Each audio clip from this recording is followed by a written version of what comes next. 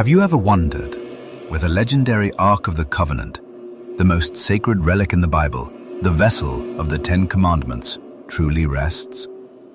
Has it dissolved into the void of myths, or does it still lie there, strictly guarded in a humble chapel, in a land that the modern world seems to have forgotten? There was an era when the known world was divided among four giants. We know of divine Rome, we know of mysterious Persia, and we know of radiant China. But what of the fourth giant? An empire that controlled the flow of gold and ivory. A civilization that dared to carve skyscrapers from solid rock without a single drop of mortar. A kingdom so mighty that the great prophet Mani once bowed his head in respect. This is AKSUM, Africa's sleeping giant. Why has such a magnificent civilization vanished from the common pages of history books? What turned bustling trade ports into desolate sands? And more importantly, what secrets still lie hidden beneath the feet of those millennial stones? Welcome to Slumbering Sagas. For the next 2 hours, I invite you to leave the noise of the modern world behind. Brew a cup of hot tea, find a comfortable spot, and join me on a journey back 2,000 years. We will not just recite history. We will decode the mysteries of the Kebra Nagast epic. We will seek the truth behind the legendary romance between the Queen of Sheba and King Solomon. We will stand at the foot of 500-ton obelisks and ask, how did they do it? We will listen to the clash of weapons from warriors crossing the Red Sea and witness the final moments of glory before the shadows fell upon the empire. From a rise as brilliant as the dawn on the highlands to a sunset colored by farewells. This is the complete story of the kingdom of AKSUM. Are you ready? Take a deep breath, relax your shoulders, and let the river of time carry you away.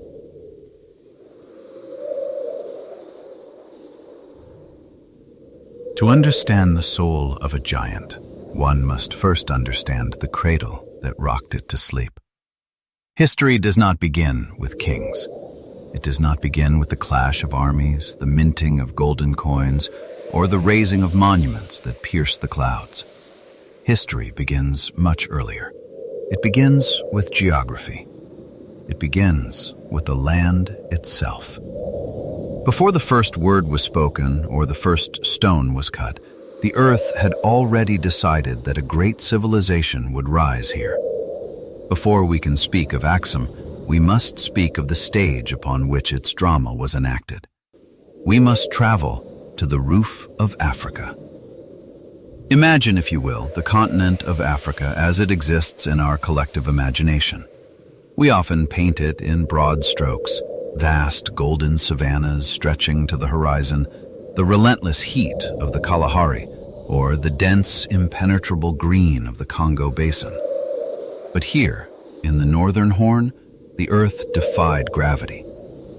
Millions of years ago, in a violent spasm of geological birth, volcanic fire pushed the crust of the earth upwards.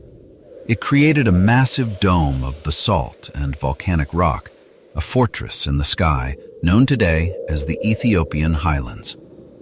It is a chaotic, beautiful world of jagged peaks that rise 4,000 meters into the air, and deep, plunging canyons that look like wounds in the earth's flesh. The ancient Greeks, looking south from the Mediterranean, described this land simply as Ethiopia, the land of burnt faces. But the land itself is not burnt.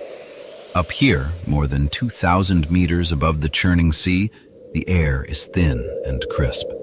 It fills the lungs with a coolness that feels foreign to the tropics. At night, frost can coat the ground, glistening under a sky so clear it feels as if one could reach up and pluck the stars. Up here, the clouds are not distant observers. They are neighbors. They drift through the valleys, touching the earth with fingers of mist, nourishing an ecosystem found nowhere else on the planet. This is the realm of the walia ibex, the mountain goat that dances on cliff edges, and the gelada baboon, the bleeding heart monkey that grazes in the high meadows. It is an Afro-alpine world, an island of temperate cool in a sea of tropical heat. It was here, in this fortress of green and gray, that a civilization found the safety it needed to grow. To the west, the unforgiving sands of the Sahara formed a barrier of death that no army could easily cross. To the east, the Red Sea formed a moat of blue, separating Africa from the turbulent tribes of Arabia. AKSUM was isolated, yet protected, hidden, yet watching. But there is another gift this geography bestowed, one more precious than gold: water. These highlands are the water tower of Africa. Every summer, the heavens open. The monsoon rains, known locally as the Kurumpt, slam into the mountains with ferocious intensity. The dry canyons transform into raging torrents. The soil, rich and dark volcanic earth, drinks its fill. And from Lake Tana, in the heart of these highlands, flows the Blue Nile. Pause to consider this connection. The water that falls here, on the roofs of the ancestors of AKSUM, travels thousands of miles north to feed the fields of Egypt. The greatness of the pharaohs, the pyramids of Giza, the Sphinx, they were all sustained by the fertile silt washed down from the Ethiopian mountains. AKSUM and Egypt were linked by the umbilical cord of the Nile long before they ever met as traders. But isolation does not mean solitude. For thousands of years, this land was a magnet for the dreamers of the ancient world. Long before Rome was even a village of mud huts, the ancient Egyptians looked south and saw a land of mystery. They called it Punt, the land of the gods. It was a semi-mythical place, a Garden of Eden from where the finest aromatic resins came. We have records from Queen Hatshepsut, the great female pharaoh, who sent fleets down the Red Sea to trade with the chiefs of Punt. Her scribes described a land of terraces of myrrh. When the pharaohs burned incense to please their gods, when the high priests embalmed the bodies of kings for the afterlife, the smoke that rose to the heavens carried the scent of these very highlands: frankincense, myrrh, the perfume of sanctity. So, you see, even before the first stone of AKSUM was laid, this soil was already sacred. It was already woven into the dreams and rituals of the ancient world. The ancestors of the AKSUMites were the gatekeepers of the divine scent. But who were the people that would build the giant? Who were the hands behind the stone? To answer that, we must look east. We must look across the narrow strait of the Red Sea towards the Arabian Peninsula. About 3,000 years ago, perhaps even earlier, a great movement began. It was not an invasion of fire and sword, but a migration of curiosity, necessity, and opportunity. The people of southern Arabia, the Sabaeans, looked across the water. From the arid coasts of Yemen, they could see the cloud-capped peaks of Africa calling to them. They saw rain. They saw green. They were a sophisticated people. They came from the kingdom of Saba, a land often associated with the biblical Queen of Sheba. They were masters of irrigation, builders of great earthen dams like the one at Marib, and astronomers who navigated the vast deserts by the stars. They were traders who knew the value of a contract and the weight of silver. They crossed the Bab el-Mandeb. In Arabic, it means the Gate of Tears, named for the dangers of its currents and the sorrow of those who drowned. But for these travelers, it was a gate of hope.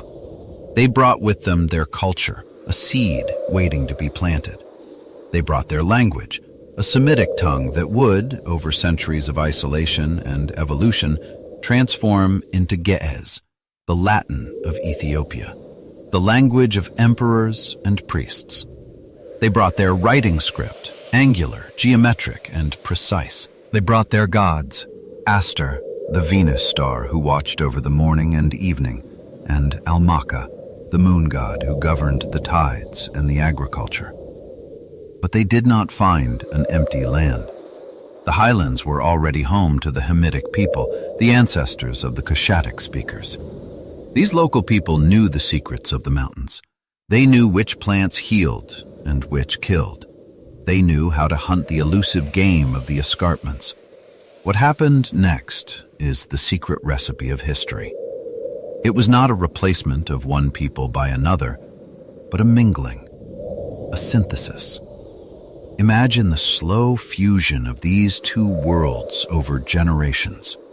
The agricultural genius of the African highlands met the architectural ambition of the Arabian desert. The resilience of the indigenous tribes met the trade networks of the East. Together, they developed a revolutionary way to survive on these steep slopes. They terraced the mountains. If you look at the hillsides today, they look like giant staircases carved for gods.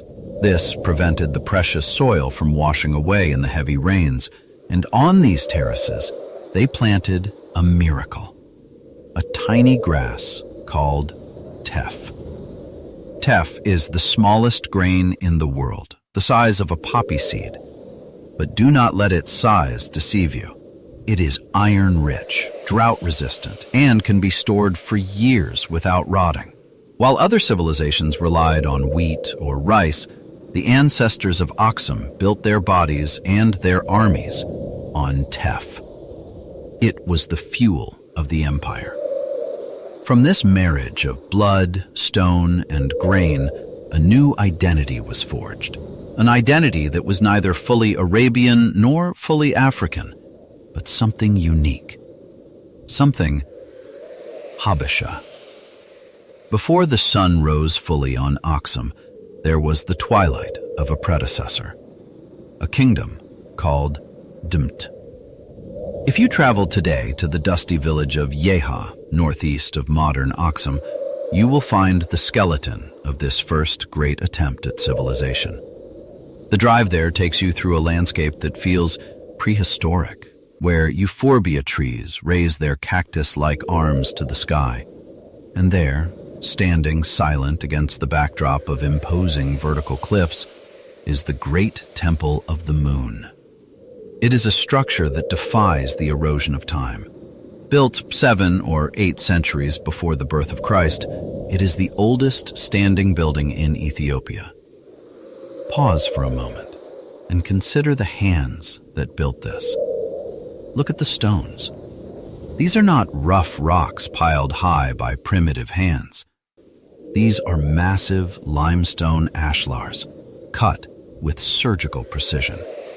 The edges are so sharp, the fits so tight, that even today, after nearly 3,000 years of earthquakes and storms, you cannot slide a piece of paper between them. And they did this without mortar. No cement binds them. They are held together by gravity, by the sheer perfection of their geometry, and by the skill of master masons who understood that the earth moves and that buildings must breathe to survive. This was the capital of the kingdom of Dmt, a kingdom that acted as the bridge between the old ways and the new. Inside these walls, under the open roof, the elite of Dmet would have offered sacrifices to Almaka. We can imagine the scene vividly. The air thick with the heavy, sweet smoke of frankincense burning in bronze censers. The chanting of rituals in a language now dead. The blood of bulls and ibex spilled on the altar to ensure the rains would come and the harvest would be bountiful. Carvings found at the site show the symbol of the crescent moon and the disk of Venus. We see friezes of ibexes, their curved horns stylized into elegant arches. These were not just animals, they were messengers to the divine. The Temple of Yeha stands as a testament to organization.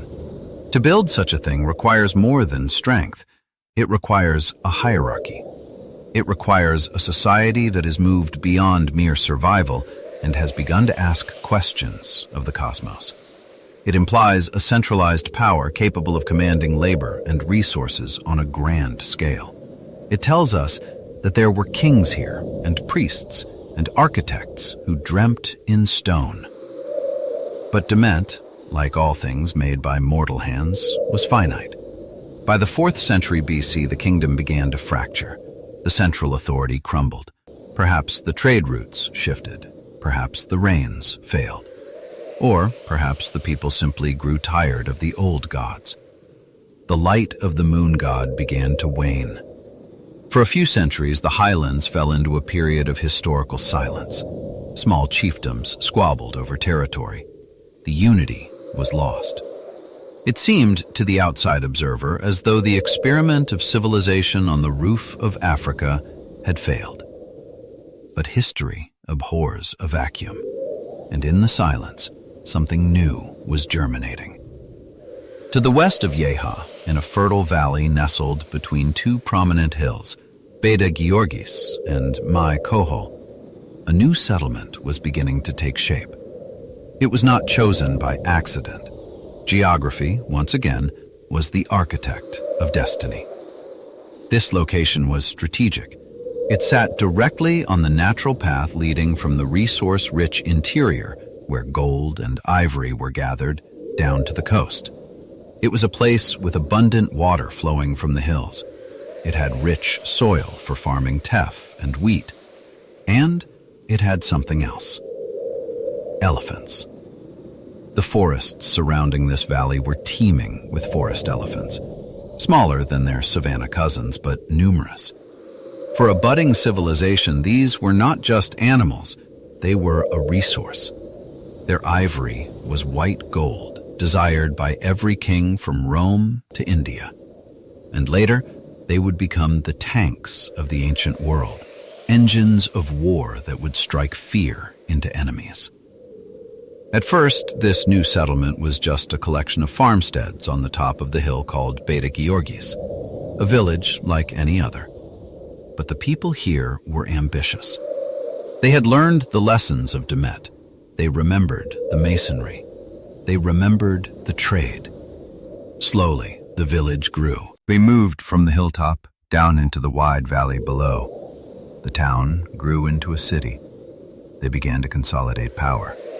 They brought the neighboring tribes under their banner, not just through the spear, but through the coin. They realized that true power lay not just in controlling the land, but in controlling the movement of goods. They became the middlemen of the ancient world. By the 1st century AD, a new name began to be whispered in the markets of Alexandria, in the palaces of Meroe, and in the courts of Rome. A name that sounded heavy, solid, like the strike of a hammer on basalt. AKSUM. The stage was set. The geography had provided the fortress. The migration had provided the people. The ancestors had provided the knowledge. The failure of Demet had provided the lesson. Now, the sun was rising over the highlands, dispelling the mist of the Dark Ages. The sleeping giant was beginning to stir. The transition was complete. The focus had shifted from the moon worship of Yeha to the solar ambition of AKSUM. They were no longer just a colony of Arabia. They were becoming an African empire in their own right. But to become a giant, AKSUM needed more than just land and crops. It needed a voice that could speak to the world. It needed to reach out and touch the great powers of the era. And that voice would be the sound of gold crashing against the counters of international trade. The mountains were conquered. The high plateaus were tamed. Now, they had to conquer the sea. Join me in the next chapter as we leave the cool, thin air of the capital. We will descend the perilous escarpments, dropping thousands of meters down to the burning heat of the coast. We will walk the bustling docks of Adulis, the gateway to the world. where the Roman Empire met Africa, and where the wealth of nations flowed into the hands of the AKSUMite kings.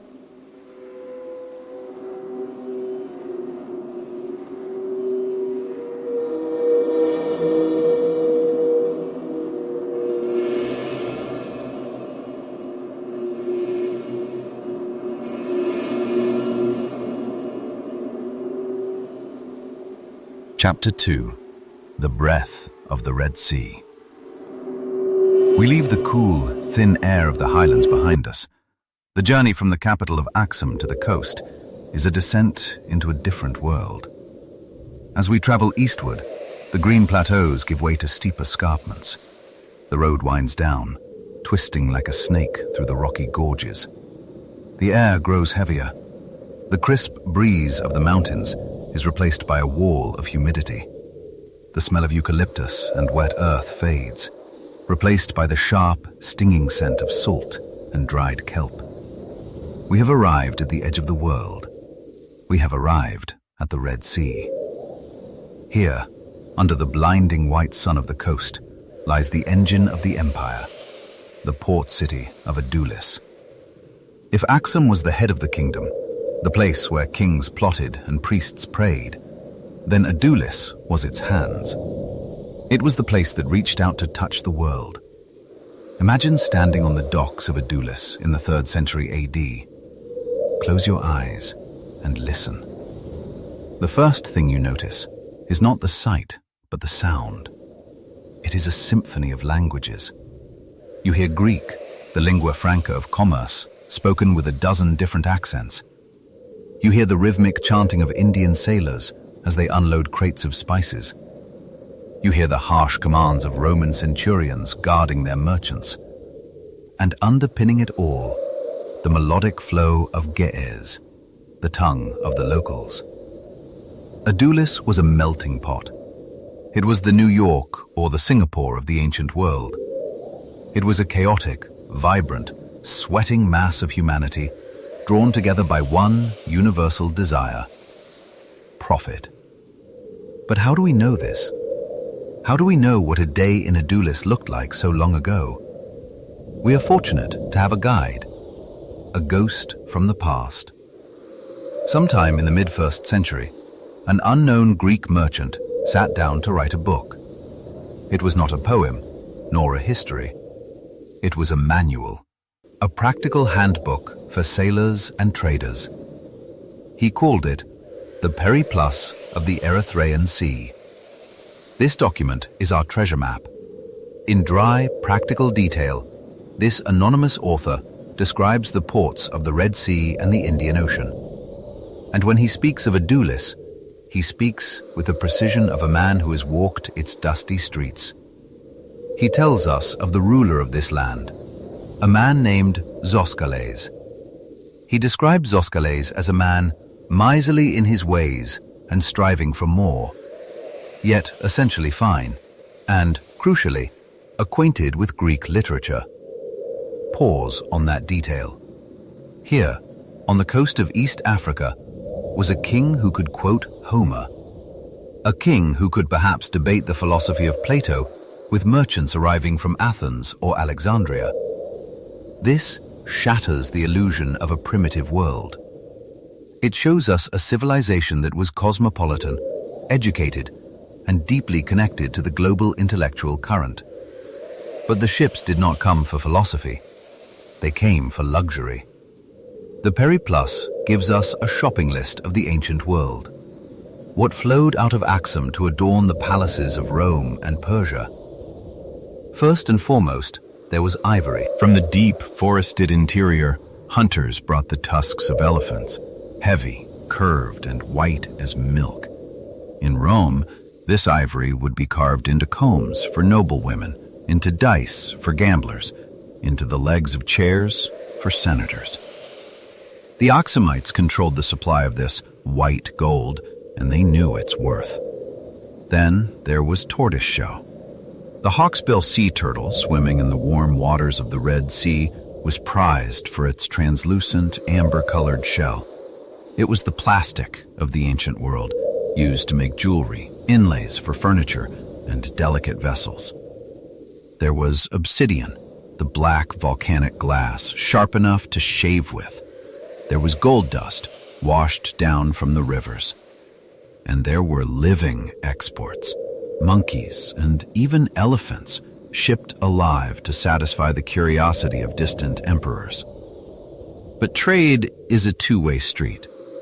What did AKSUM receive in return? The ships from India brought cotton cloth and iron. The ships from Rome brought glassware, wine from Italy and Laodicea, and olive oil. They brought brass and copper sheets, which the AKSUMites used to make ornaments and currency. They brought gold and silver coins stamped with the faces of the Caesars. Adulis was the funnel through which these riches poured, and the key to this entire system was the wind. The Indian Ocean trade was governed by the monsoon winds. For half the year, the winds blew steadily from the southwest, pushing ships from the Red Sea across the open ocean to India.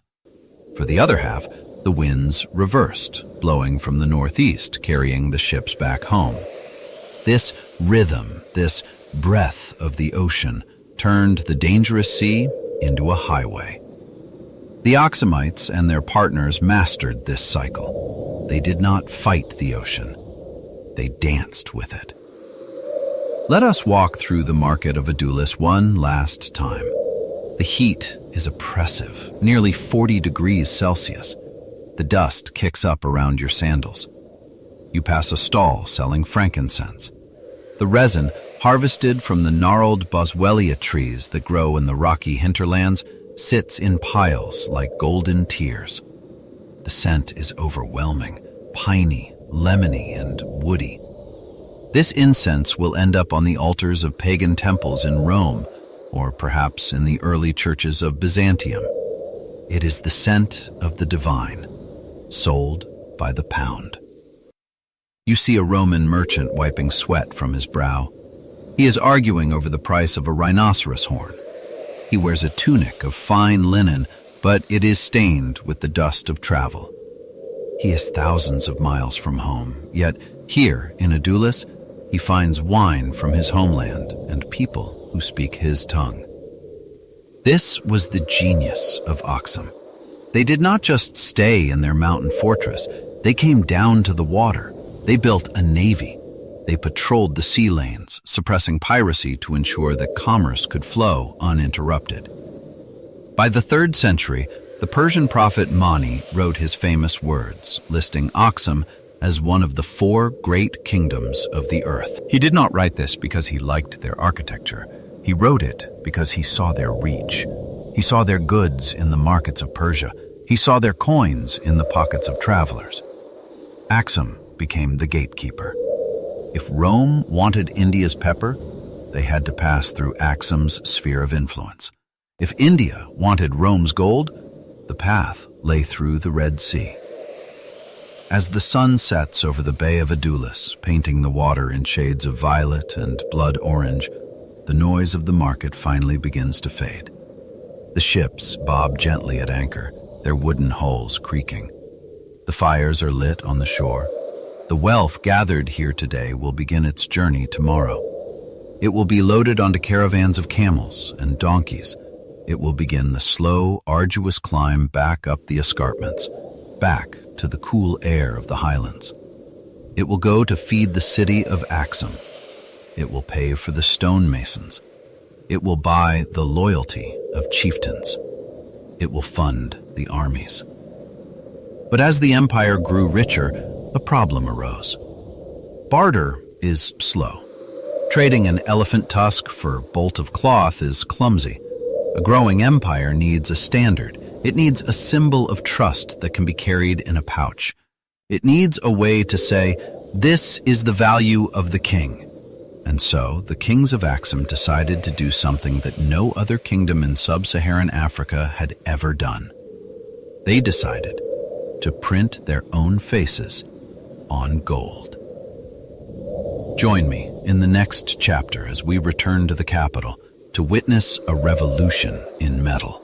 We will examine the golden coins of Endubis and discover how a small piece of metal can tell the story of a nation's soul.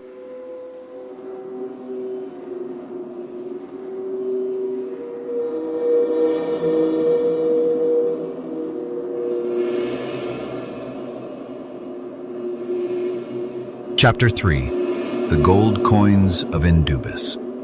Clean read, approximately 1,800 words. We return now from the sweltering heat of the coast. We follow the caravan routes back up the winding escarpments through the mist, returning to the cool stone halls of the capital. The ivory has been sold. The frankincense has been shipped. In return, the wealth of the world has flowed back into AKSUM. But wealth, in its raw form, is chaotic. Gold dust in a leather bag is valuable, but it is nameless. A bar of silver has weight, but it has no voice. For an empire to truly be an empire, it needs more than just riches. It needs a signature. It needs a way to assert its identity in the palm of a stranger's hand thousands of miles away. It needs a coin. In the late 3rd century AD, a king ascended to the throne of AKSUM. His name was Endubis. We know very little about his life. The chronicles do not tell us whom he loved or how he died. But King Endubis made a decision that would echo through history. He decided that AKSUM would no longer rely on the currency of others. He decided that the faces of Roman Caesars were no longer enough. And so, around the year 270 AD, the hammers began to strike in the royal mint. Consider the magnitude of this moment. At that time, in the vast expanse of sub-Saharan Africa, no other state minted its own currency. To mint a coin was a declaration of supreme sovereignty. It was an act that said, "We are equal to Rome. We are equal to Persia. We are equal to the Kushan Empire of India." Let us imagine we are holding one of these coins right now. It is small, smaller than a modern dime. It is made of pure gold, heavy for its size. As you turn it in the light, it glints with a luster that has not faded in 1,700 years. On one side, you see the profile of a man. This is Endubis. He is not depicted like a Roman emperor with a laurel wreath, nor like a Persian shah with a towering crown. He wears a distinct regalia. On his head sits a close-fitting helmet or headcloth tied at the back with a ribbon that flutters behind his neck. Above his forehead, a triangular pleat rises, a symbol of royalty unique to this land. He looks calm, dignified. His large eye stares forward, past the present, into the future. But look closer. Framing the king's head on both the left and the right are 2 stalks of wheat. This detail is profound. Why wheat? Why not a sword? Why not a lion? Because the kings of AKSUM understood the source of their true power.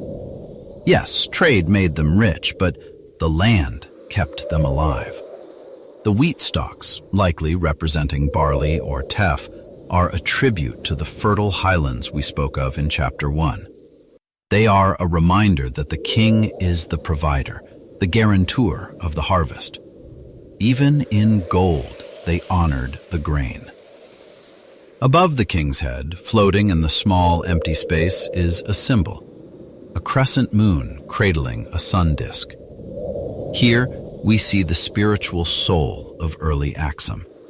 This is the mark of the old gods. The crescent of Almaka, the moon god, and the disk of Shamsh, the sun goddess. Before the cross arrived, these were the celestial watchers. By placing them on the coin, Endubis was saying that his rule was ordained by the heavens. He was the bridge between the soil, the wheat, and the sky, the moon. Now, let us try to read the writing. Surrounding the king's face are Greek letters. They spell out Bisi Dahu, man of Dahu, his clan name, and Basileus Endubis, King Endubis. Why Greek? Why would an African king, ruling over people who spoke Ge'ez, write his name in the language of the Mediterranean? Because these gold coins were not meant for the peasant in the market buying a goat. They were meant for the world. They were international calling cards. They were designed to be carried in the purses of merchants walking the streets of Alexandria, Antioch, and Rome.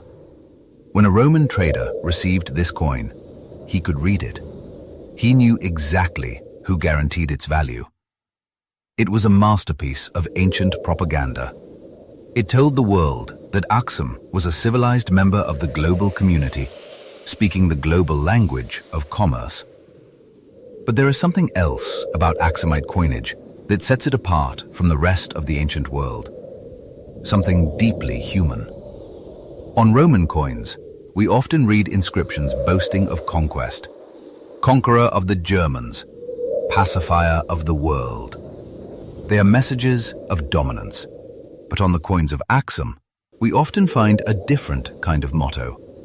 Later kings, following Indubis, inscribed phrases like, "May it please the country," or "Peace to the people." Think about that sentiment. May it please the country. It suggests a philosophy of kingship, where the ruler serves the realm, not just owns it. It implies a social contract. It projects an image of a kingdom that values stability and harmony over raw violence. Whether this was true in practice or just an ideal, the fact that they chose to stamp it on their money speaks volumes about their values. King Indubis started a tradition that would last for centuries. Following him, a lineage of kings, Aphilas, Usanas, Wazeba, would continue to strike their names into gold, silver, and bronze. These coins became the time capsules of the empire. Without them, some of these kings would be total strangers to us.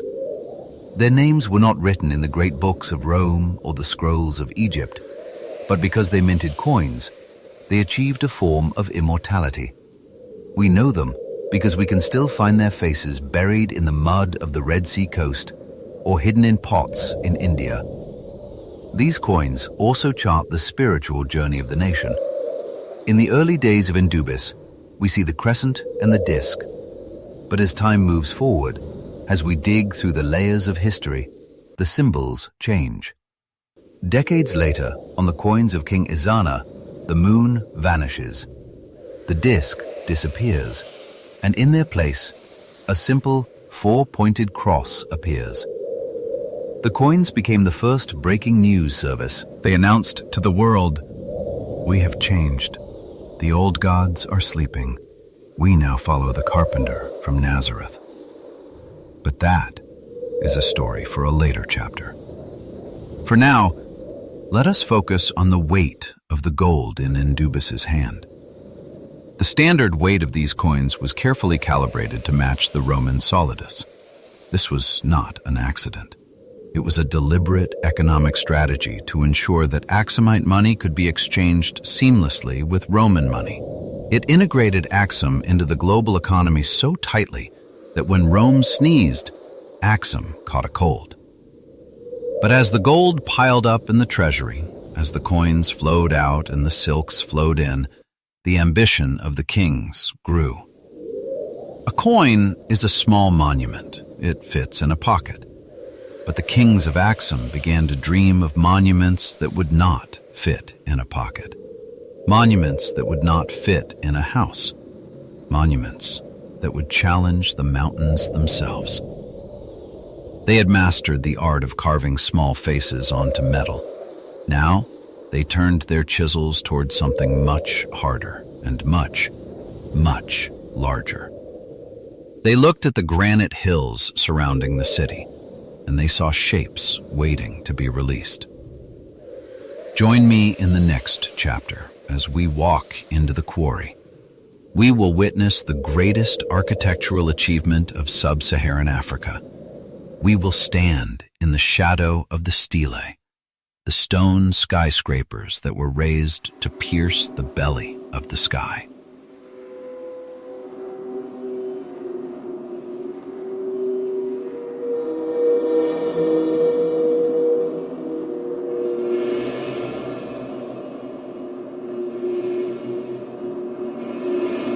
Chapter 4. Engineering the Giants. We have held the gold of Endubis in our palms. We have seen how a small disk of metal can carry the face of a king across the oceans. But the ambitions of AKSUM could not be contained in a pouch of coins. The kings of this land wanted to leave a mark that would not just travel the world, but one that would anchor the world to them. They wanted to write their names not on gold, which can be melted, but on stone, which endures forever. And so we arrive at the defining image of this civilization. We arrive at the northern Stele Park. If you stand there today, beneath the azure sky of the Ethiopian highlands, you are standing in a graveyard of giants. Rising from the earth are needles of grey granite, piercing the blue canopy above. Some are small and rough, mere markers of forgotten lives. Others are dressed stone, neat and orderly. But dominating them all are the great stele, the obelisks. These are not just stones. They are skyscrapers of the ancient world. They are the single largest monoliths ever quarried and erected by human hands in the history of our species. To understand them, we must not start here, where they stand. We must start where they were born. We must go to the quarry. 4 kilometers west of the city lies the hill of Wuchat Golo. This is the womb of the giants. Imagine the scene here in the 4th century AD. The air is filled with a cacophony of sounds. The rhythmic clink, clink, clink of iron chisels striking hard granite. The grunt of thousands of laborers. The crack of whips. The low rumble of ox carts. The rock here is nepheline syenite, a type of granite that is incredibly hard, yet capable of fracturing in straight lines if treated with respect. The engineers of AKSUM did not have diamond saws. They did not have dynamite. They had physics and they had patience. They would locate a fault line in the bedrock. Then, they would cut a series of small holes along the line. Into these holes, they would insert dry wooden wedges. Then, they would pour water over the wood. It is a slow violence. As the wood absorbs the water, it expands. It pushes against the stone with a force of nature itself. Slowly, silently, a crack appears. The earth groans, and a massive block, weighing hundreds of tons, separates from the mountain. But quarrying is only the beginning. Now, the impossible task begins. They must move this mountain fragment 4 kilometers across uneven terrain to the burial grounds. How? There are no records left to tell us. No papyrus scrolls explaining the logistics, but we can look at the land and the stone, and we can reconstruct the struggle. They likely didn't use wheels. The weight would have crushed wooden axles instantly. Instead, they likely used rollers, great logs of smooth timber laid out like a carpet. Picture the scene. The Great Stele, the largest of them all, weighs 520 tons. That is the weight of 300 cars. It is the weight of a herd of elephants. To move it, thousands of men would be harnessed to ropes made of sisal and leather. At the front, a drummer beats a rhythm. Boom, boom, boom. With every beat, 5,000 bodies lean forward. Muscles strain, feet dig into the dust. The ropes groan under the tension. And the stone moves, inch by painful inch. It is a river of human effort flowing towards the city. Oxen pull from the front, elephants from the forests push from behind. Men pour water and fat onto the logs to reduce friction. It would have taken months to make the journey, a slow procession of power. For the people watching from the hillsides, this was not just engineering. This was a performance. It was the king demonstrating that he could command the earth itself to move. Once the stone arrived at the site, the artists took over. Look closely at the surface of the standing obelisks. What do you see? You do not see religious texts. You do not see images of gods or battles. Instead, you see a house. This is the genius of AKSUMite art. It is called skeuomorphism, the art of making one material look like another. The stone carvers spent years turning this cold granite into a replica of a warm wooden palace. They carved false doors at the base, complete with locks and handles that can never turn. They carved rows of windows with wooden frames that can never open. They carved protruding beams, the monkey heads, that mimic the structural support of traditional Ethiopian mud and wood architecture. Why? Why make a stone look like wood? Because these were not just markers. They were houses for the dead. The AKSUMites believed that the tomb beneath the ground was the new home of the king. The stele above was his stairway to the heavens, but also his representation on earth. It was a ghost palace, a multi-story skyscraper where his spirit could reside. The largest of them mimics a 13-story building. Just think about that. In a world where most people lived in single-story huts, the dead king lived in a 13-story tower of stone. It was a declaration that death had not diminished his power. It had elevated it. But the final act of this drama is the most terrifying. The erection. How do you lift a 500-ton needle upright without a crane? Modern engineers believe they used a massive earthen ramp, kilometers long.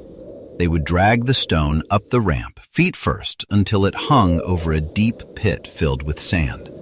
Then, carefully, they would remove the sand, allowing the base of the stone to settle into the earth. Finally, using ropes and counterweights, they would pull the top up, tilting it until it stood vertical. It was a moment of supreme tension.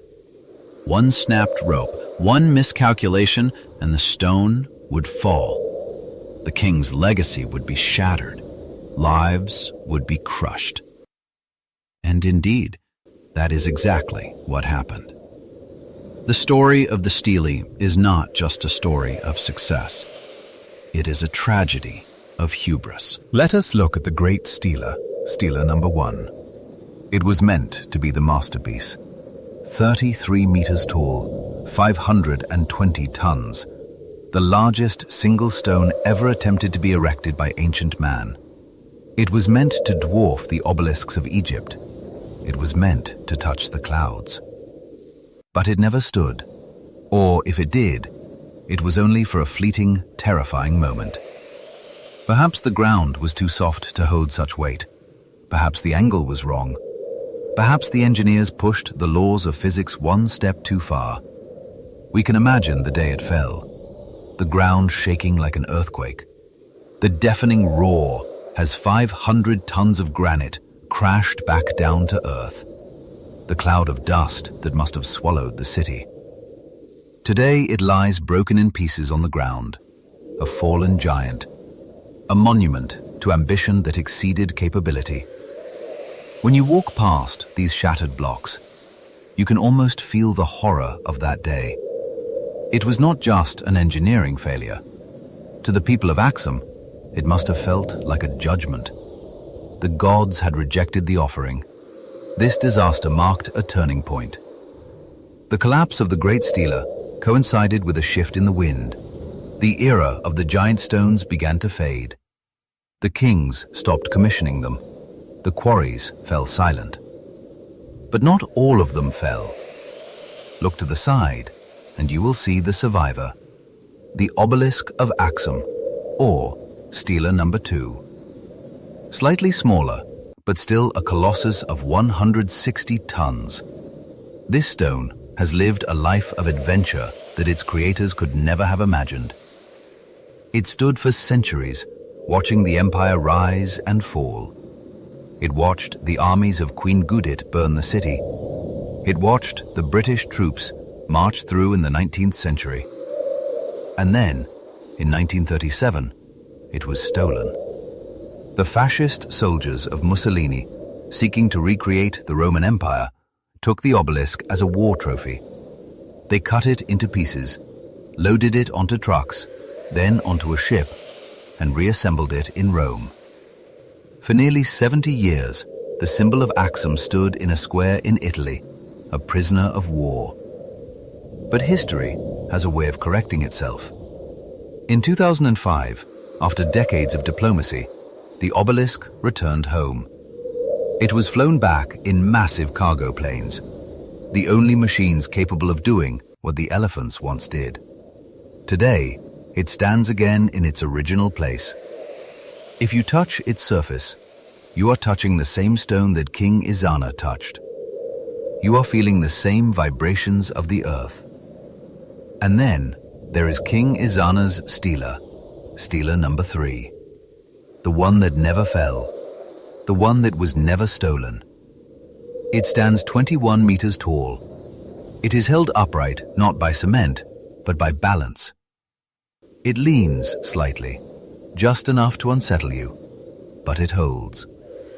At the base of these stones, beneath the ground, lie the tombs. We have explored the stairways to heaven, but what about the house of the dead? Archaeologists have uncovered vast underground chambers beneath the stela field. The tomb of the false door, the tomb of the brick arches. Entering them is like entering a time capsule. You walk down stone steps into the cool, dark. The air is still. The walls are dressed with the same precision as the stelae above. These were not dark, scary holes. They were grand apartments. They were stocked with luxury goods, glass goblets from Rome, gold jewelry, iron spears. The kings were equipped to host banquets in the afterlife. But interestingly, many of these tombs were robbed in antiquity. And not just robbed, they were cleared out. Why? Because as the centuries passed, the reverence for these stones changed. When AKSUM converted to Christianity, the old practice of burying kings with grave goods under giant phallic stones began to be seen as pagan, as something from the time of darkness. The stelae field, once the center of spiritual life, became a garden of memory. The rituals stopped. The incense burners went cold. The stones remained, but their meaning shifted. They transformed from active religious sites into historical monuments. Standing in the long shadow of King Izana's stelae as the sun begins to set, the silhouette of the stone stretches out across the grass like the hand of a clock. It tells us the time, not the hour of the day, but the hour of civilization. It tells us of a time when humanity looked at the impossible and said, "We will do it." It tells us of a time when a king believed he could negotiate with eternity. The engineering of these giants remains one of the great mysteries of Africa. We still debate the exact methods. We still marvel at the precision. But the message is clear. AKSUM was not a periphery. It was a center. It was a place of high science, high art, and supreme organization. But stone, no matter how hard, is cold. It cannot speak. It cannot love. It cannot forgive. As the great stela crashed to the ground, shattering into pieces, perhaps it created a crack in the soul of the nation as well. The people began to look for something else, something less heavy than granite, something that could offer salvation not just to the king in his high tower, but to the common man in the field. They were ready for a new message, a message that would come not from the rocks of the earth, but from a carpenter across the sea. And the man who would open the door to this new world was the same man whose stone still stands today. Join me in the next chapter as we witness the greatest transformation in the history of the empire. We will meet a shipwrecked boy named Frumentius, and we will watch as the cross is raised over the highlands.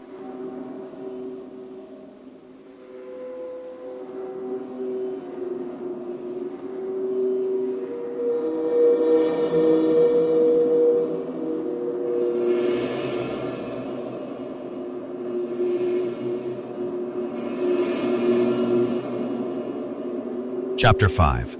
King Ezana and the Mark of Faith. Stone is strong, but it is cold. It can preserve the memory of a king, but it cannot save his soul.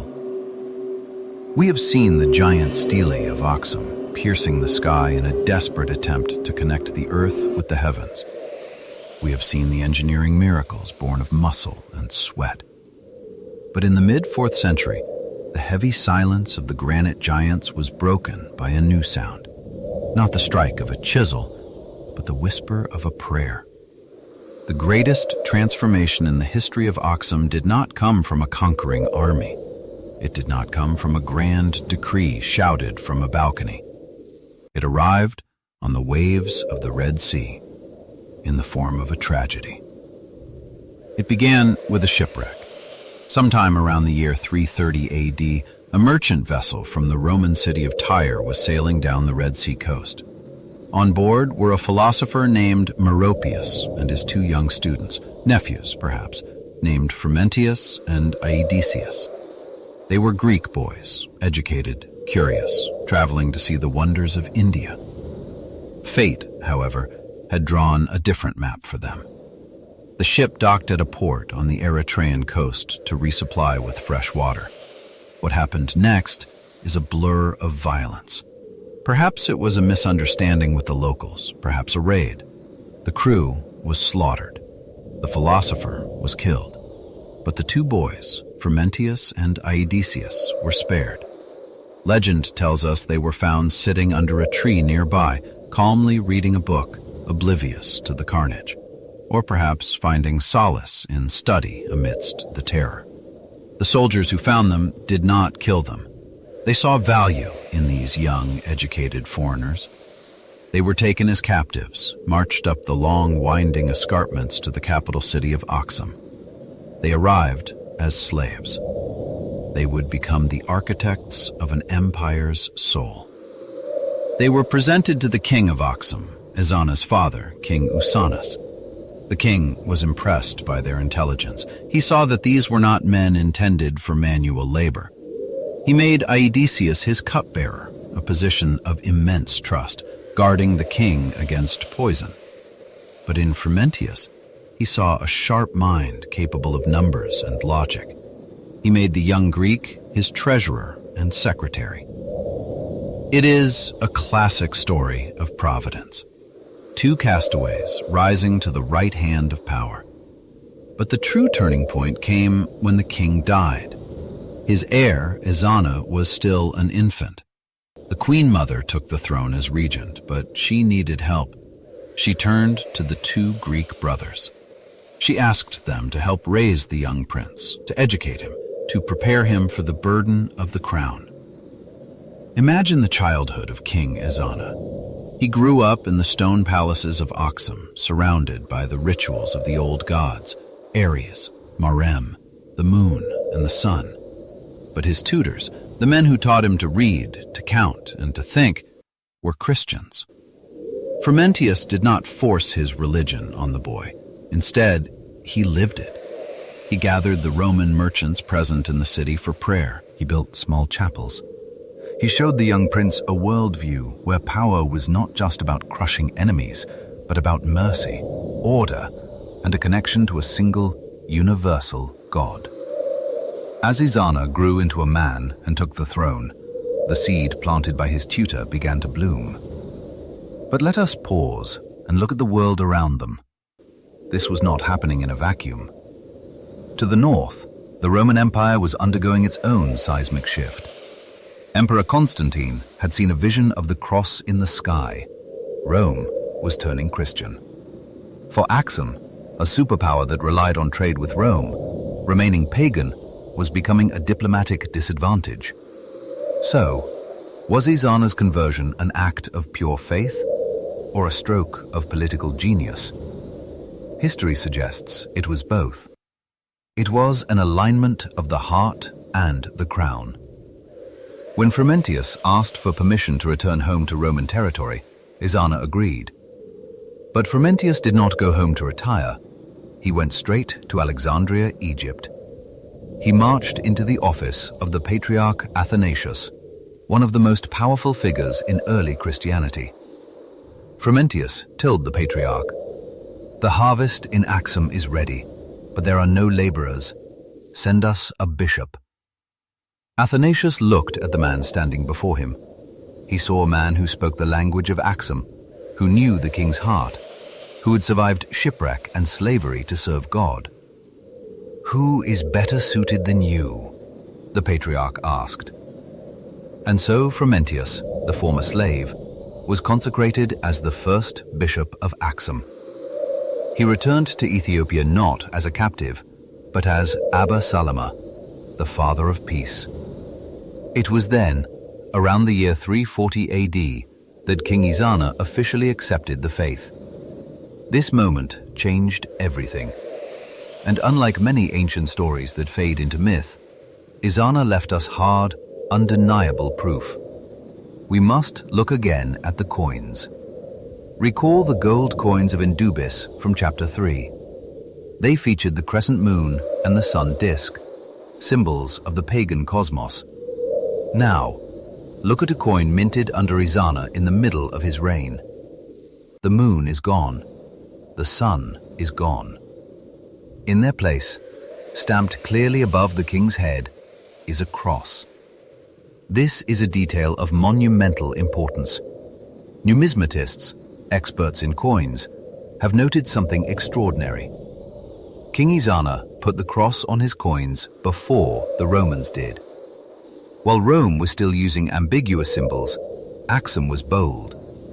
They were arguably the first nation in history to imprint the symbol of Christ on currency circulating in the open market. It was a message to every merchant in the Red Sea: this kingdom belongs to the Lord.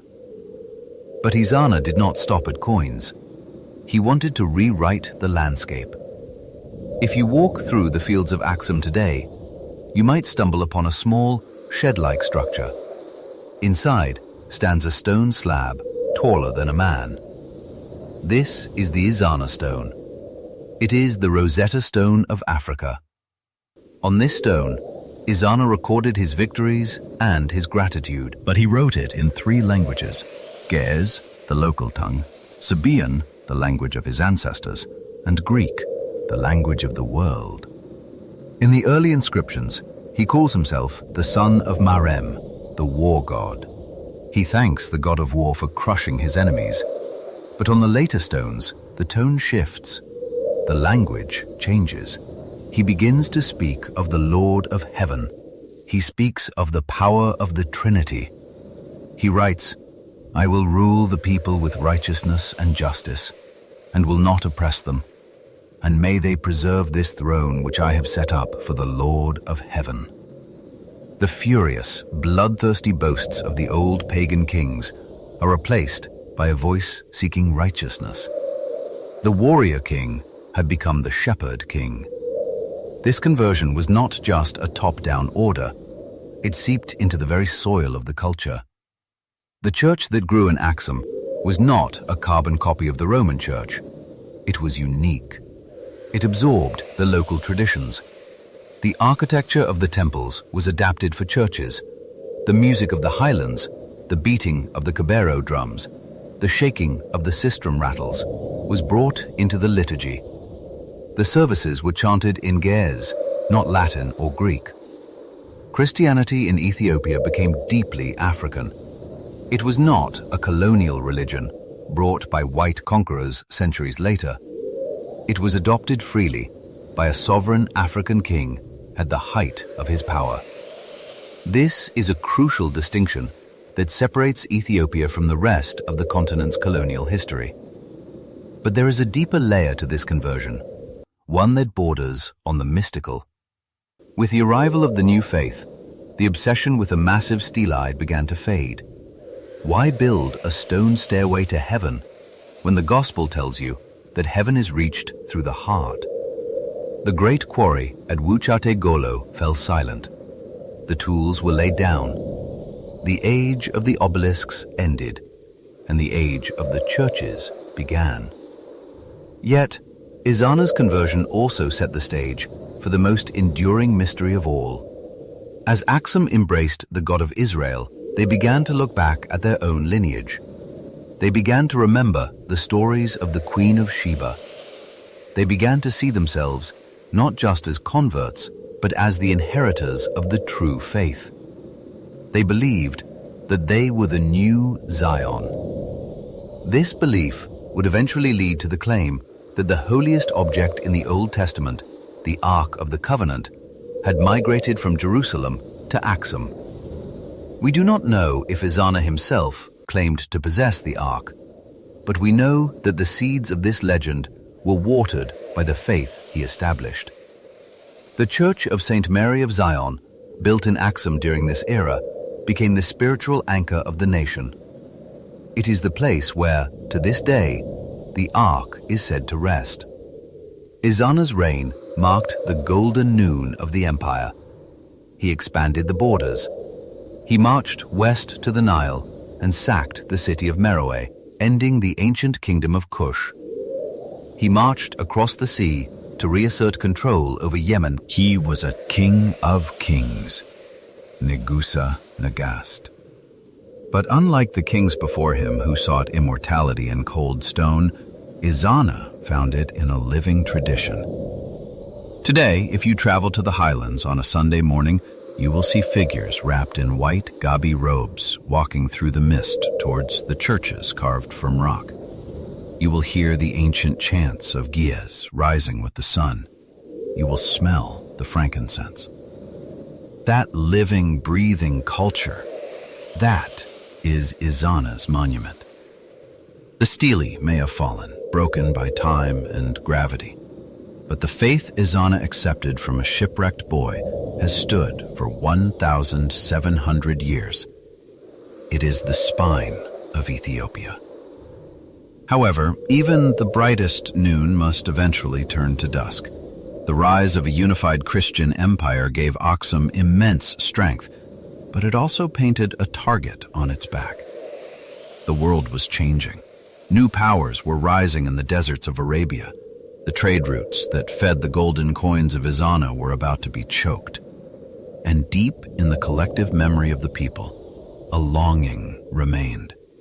A longing to understand the root of their special connection to the divine. They needed a story that went back further than Ezana, further than Frumentius. They needed the story of a queen and a king. Join me in the next chapter as we open the pages of the Kebra Nagast, the glory of kings. We will travel back in time, past the shipwreck, to a legendary meeting in Jerusalem. We will witness the romance that birthed a dynasty and the secret journey of the Ark of the Covenant.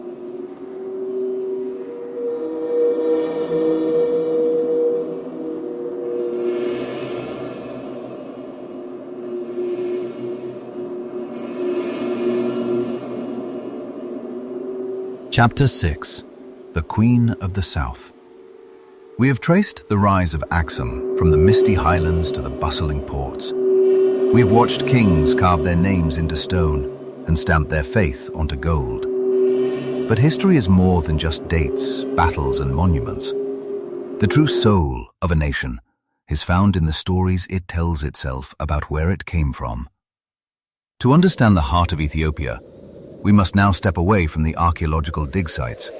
We must step away from the cold logic of carbon dating. We must open the pages of a book. It is an ancient manuscript, written on vellum made from goatskin, bound in heavy leather and wood. It is called the Kebra Nagast, the glory of kings. Written down in the 14th century, but carrying oral traditions that stretch back millennia, this book is not just literature.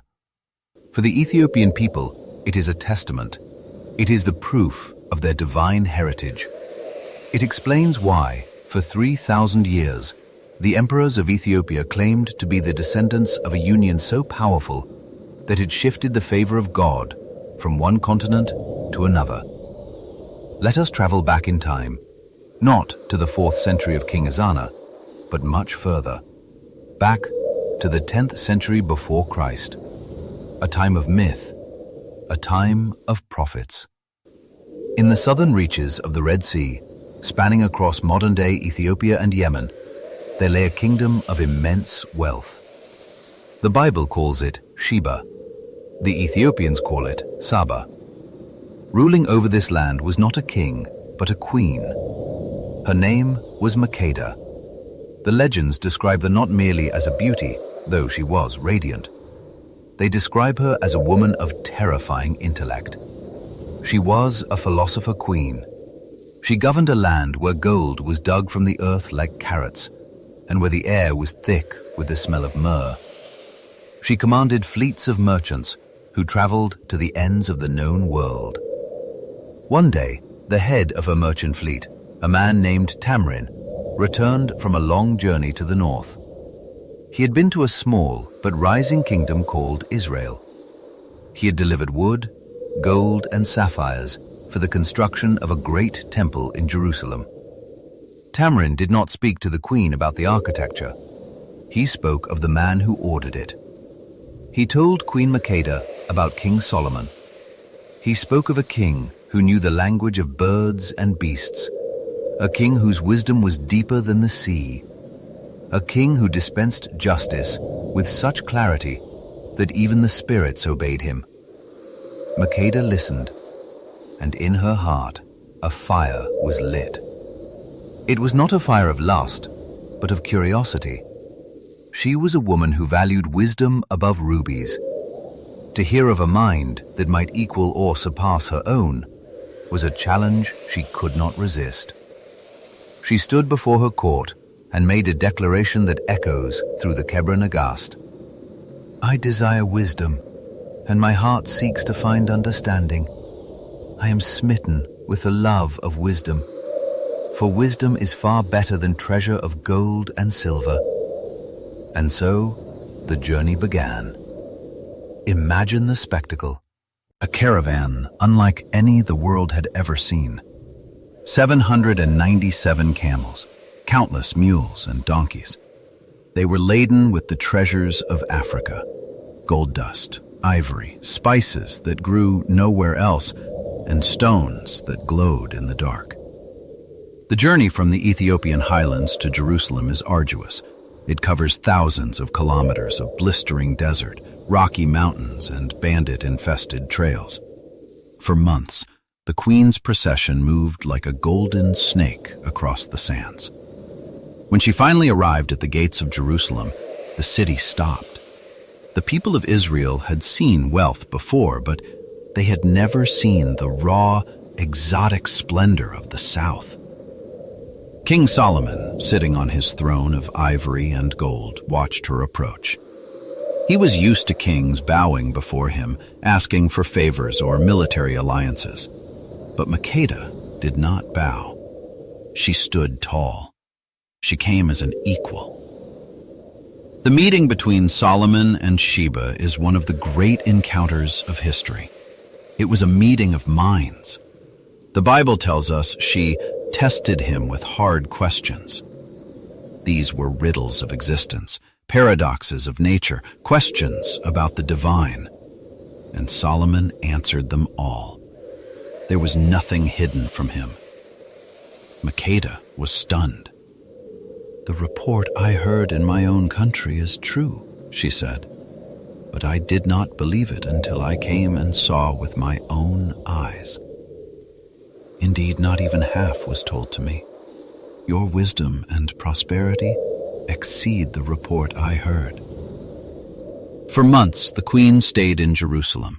She observed the administration of the kingdom. She watched the priests in the temple. She learned the laws of the God of Israel. But Solomon, the wise, was also a man, and he was captivated by this queen from the south. He desired her. But Makeda was a virgin queen, dedicated to her rule. She had no intention of marriage. So the wise king devised a plan, a trap set with the bait of logic. On the eve of her departure, Solomon invited Makeda to a magnificent farewell banquet. The food was exquisite, rich, and heavily seasoned with spices, pepper, garlic, and salt. The wine flowed freely. As the night ended, Solomon invited her to sleep in his palace, in a bed set apart from his, promising her honor and safety. Makeda, wary of his reputation, agreed on one condition. She looked the king in the eye and said, "Swear to me that you will not take me by force." Solomon smiled and replied, "I swear it. But you must also swear to me that you will not take anything that is mine by force from within this palace." Makeda laughed. She was a queen who owned mountains of gold. What could she possibly want to steal from him? A silver cup? A tapestry? She agreed to the condition, thinking it trivial. "I swear," she said. They slept. The palace went quiet. But the spices from the banquet had done their work. In the middle of the night, Makeda woke up with a burning thirst. Her throat was dry as parchment. She looked around the room. There, near the king's bed, was a jar of pure, cool water. She hesitated. She looked at the sleeping king. He seemed sound asleep. Quietly, she crept across the floor. She reached out, took the jar, and lifted it to her lips. Suddenly, a hand grabbed her wrist. It was Solomon. He was awake. "You have broken your oath," he said softly. "It is only water," she protested. "How can water be considered property?" Solomon looked at her and asked the question that sealed their fate. "Is there anything under the heavens more precious than water? Without it, a human dies. Without it, there is no life. You have taken the most valuable thing I possess." Makeda, the philosopher queen, realized she had been outwitted. The logic was undeniable. She conceded defeat. "You have freed yourself from the oath," she said. "Drink, and let me drink." That night, the lineage of Ethiopia was conceived. The next day, as Makeda prepared to leave, Solomon gave her a ring. He said, "If you have a son, give this to him and send him to me." Makeda began the long journey home. But she did not return alone. She carried the child of Solomon in her womb. Upon reaching her own land, somewhere near the border, she gave birth to a son. She named him Menelik, which means son of the wise, or, in some traditions, Ibn al-Hakim. Menelik grew up in Ethiopia, strong and proud. As a young man, he began to ask the question that all fatherless sons ask. "Who is my father?" Makeda told him the truth. She showed him the ring. When he reached the age of 22, Menelik decided to meet the man whose blood ran in his veins. He assembled a retinue and traveled north to Jerusalem. When he arrived, the court of Israel gasped. The young man walked like Solomon. He spoke like Solomon. He had the same face, the same eyes. The people whispered that the king had been reborn in his youth. Solomon welcomed him with open arms. He saw the ring, but he did not need it. He saw himself in the boy. Solomon begged Menelik to stay. He offered him the throne of Israel. "Why go back to the harsh mountains of the south?" Solomon asked. "Stay here and rule over the chosen people." But Menelik was his mother's son. He was Ethiopian. He missed the cool winds of the highlands. He missed the green valleys. He refused the throne of Israel. Solomon, heavy-hearted but proud, accepted his decision. But he made a decree. If Menelik would not stay, then the eldest sons of all the nobles of Israel must go with him to Ethiopia. They would be his counselors, his priests, his army. They would build a second Jerusalem in the south. Among these young nobles was Azariah, the son of the high priest of the temple. And here, the story takes its most dramatic and perhaps its most controversial turn. The night before they were to leave, Azariah had a dream, or perhaps a plan. He believed that Jerusalem had lost its way. He believed that God's favor was moving south with Menelik. While Solomon slept, and while the gods were distracted by the preparations for departure, Azariah and his conspirators slipped into the Holy of Holies, the innermost sanctuary of the temple. There it stood, the Ark of the Covenant, the gold-plated chest containing the stone tablets of the 10 Commandments given to Moses, the very seat of God's presence on earth. They lifted it. They covered it in dirty rags to disguise it, and they replaced it with a wooden copy. They carried the ark out of the temple, out of the city, and joined Menelik's caravan. Menelik, according to the Kebra Nagast, did not know of the theft at first. The caravan moved with supernatural speed. The legends say the wagons were lifted above the ground, flying over the deserts as if carried by the archangel Michael himself. Back in Jerusalem, Solomon discovered the theft. He roared in anguish. He sent his swiftest horsemen to pursue them, but it was too late. The ark had crossed the Red Sea. It had entered the highlands. Solomon returned to the temple, defeated. The Spirit of God had left Israel.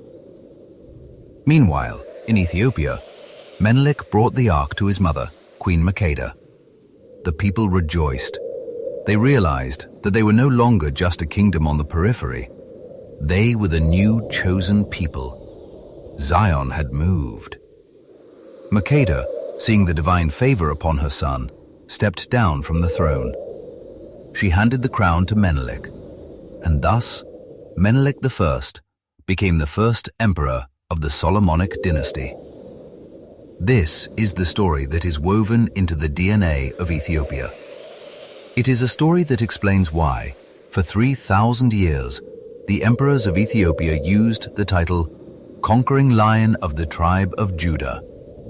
It explains why the Constitution of 1955 declared the emperor's person to be sacred. It was not just political propaganda. It was a claim to a biblical bloodline. It explains the deep, unshakable confidence of the Ethiopian church. When you talk to a priest in AKSUM today, he does not believe the ark is there.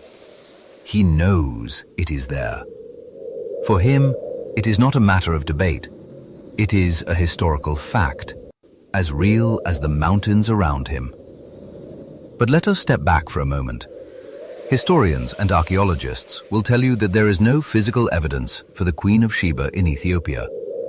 They will tell you that the Kebra Nagast was written in the 14th century to legitimize a new dynasty of kings who had just seized power. They will point out that the chronology doesn't quite match. But in the realm of national identity, facts are often less powerful than myths. Whether Makeda walked these hills or not, her spirit is everywhere. She represents the synthesis that defines AKSUM, the blend of African strength and Semitic tradition. She represents the bridge between the Old Testament and the African experience. And most importantly, this story provides the spiritual foundation for what we saw in the previous chapter, the conversion of King Izana. When Izana accepted Christianity, it wasn't a rejection of his history. In the eyes of his people, it was a fulfillment of it. They had the ark. Now they had the cross. The circle was complete. The Solomonic dynasty that began with Menelik I would survive the rise and fall of empires. It would survive the isolation of the Middle Ages. It would survive the scramble for Africa.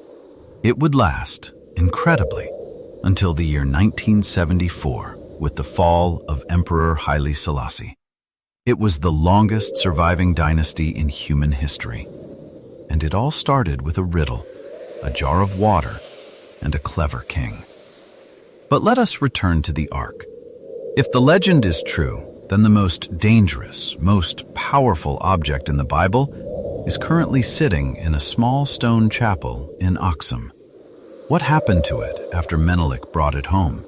How did it survive the wars, the fires, and the chaos that followed the decline of AKSUM? there is a dark chapter approaching. A time when the candles of AKSUM were almost blown out. A time when a warrior queen, unlike the wise Makeda, would rise with a sword in her hand to destroy everything the Solomonic kings had built. The golden age is ending. The storm is gathering. Join me in the next chapter as we fast forward through the centuries. We will investigate the mysterious disappearance of the Ark from the public eye, and we will meet the woman whose name is still spoken in whispers. Queen Gudit, the Destroyer.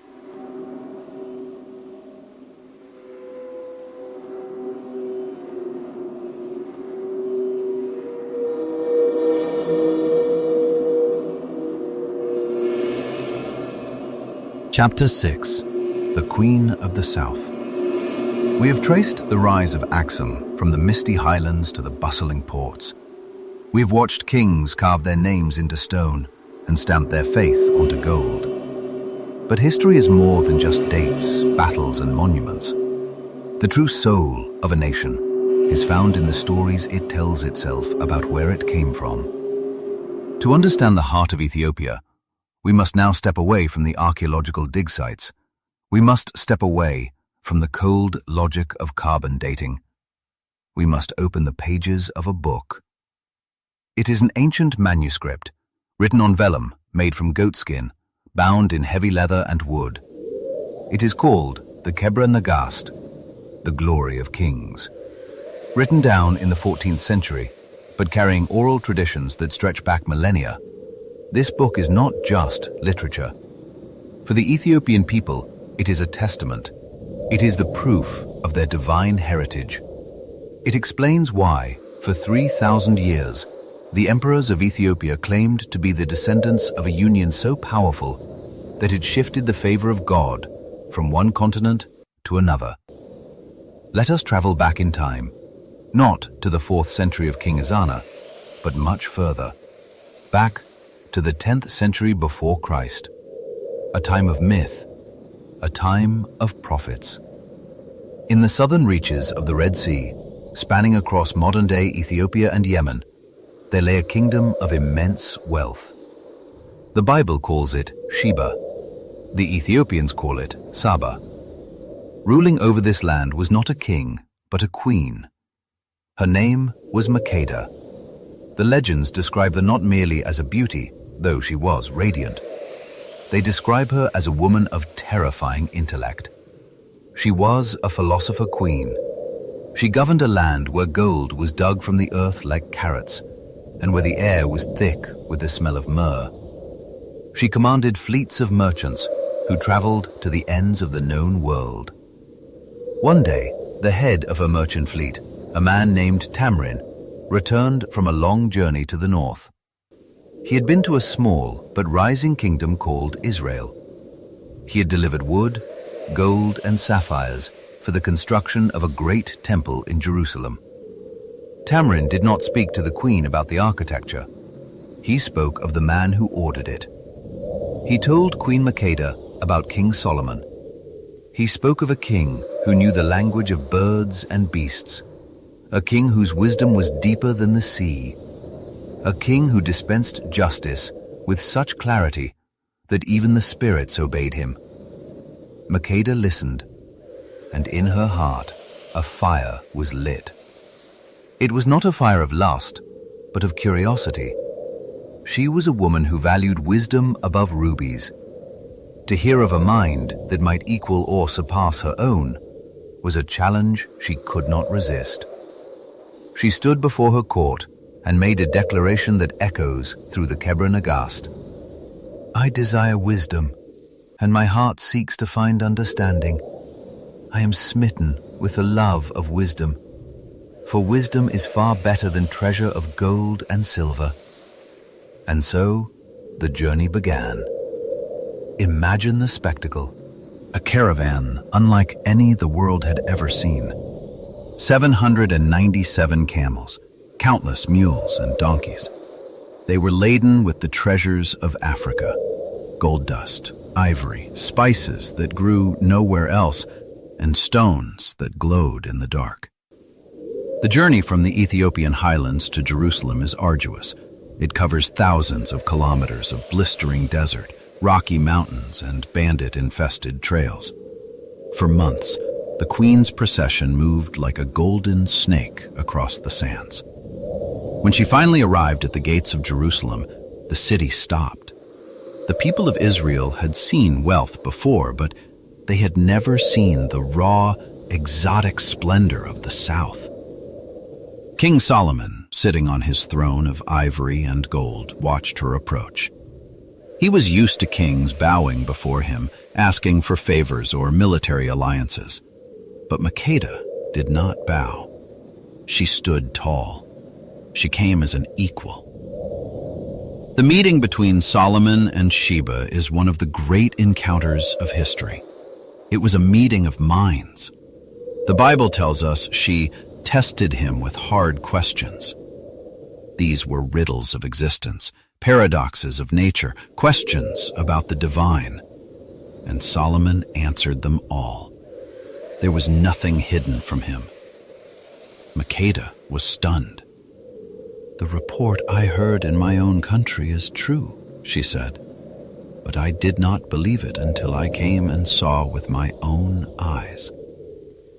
Indeed, not even half was told to me. Your wisdom and prosperity exceed the report I heard." For months, the Queen stayed in Jerusalem. She observed the administration of the kingdom. She watched the priests in the temple. She learned the laws of the God of Israel.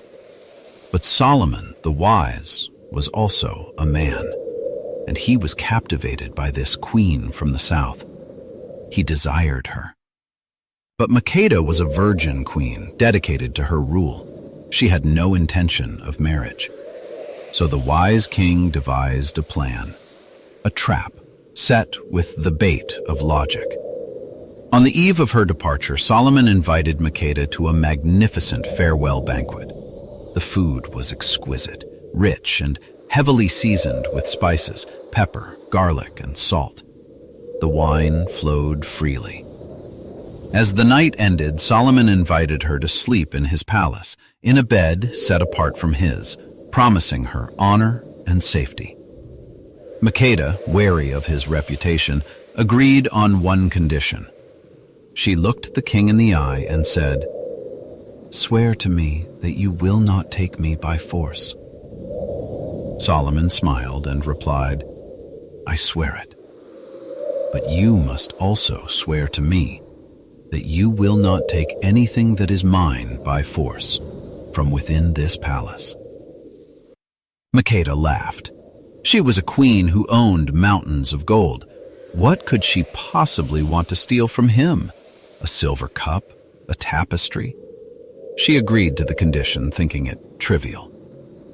"I swear," she said. They slept. The palace went quiet. But the spices from the banquet had done their work. In the middle of the night, Makeda woke up with a burning thirst. Her throat was dry as parchment. She looked around the room. There, near the king's bed, was a jar of pure, cool water. She hesitated. She looked at the sleeping king. He seemed sound asleep. Quietly, she crept across the floor. She reached out, took the jar, and lifted it to her lips. Suddenly, a hand grabbed her wrist. It was Solomon. He was awake. "You have broken your oath," he said softly. "It is only water," she protested. "How can water be considered property?" Solomon looked at her and asked the question that sealed their fate. "Is there anything under the heavens more precious than water? Without it, a human dies. Without it, there is no life. You have taken the most valuable thing I possess." Makeda, the philosopher queen, realized she had been outwitted. The logic was undeniable. She conceded defeat. "You have freed yourself from the oath," she said. "Drink, and let me drink." That night, the lineage of Ethiopia was conceived. The next day, as Makeda prepared to leave, Solomon gave her a ring. He said, "If you have a son, give this to him. and send him to me." Makeda began the long journey home. But she did not return alone. She carried the child of Solomon in her womb. Upon reaching her own land, somewhere near the border, she gave birth to a son. She named him Menelik, which means son of the wise, or, in some traditions, Ibn al-Hakim. Menelik grew up in Ethiopia, strong and proud. As a young man, he began to ask the question that all fatherless sons ask: "Who is my father?" Makeda told him the truth. She showed him the ring. When he reached the age of 22, Menelik decided to meet the man whose blood ran in his veins. He assembled a retinue and traveled north to Jerusalem. When he arrived, the court of Israel gasped. The young man walked like Solomon. He spoke like Solomon. He had the same face, the same eyes. The people whispered that the king had been reborn in his youth. Solomon welcomed him with open arms. He saw the ring, but he did not need it. He saw himself in the boy. Solomon begged Menelik to stay. He offered him the throne of Israel.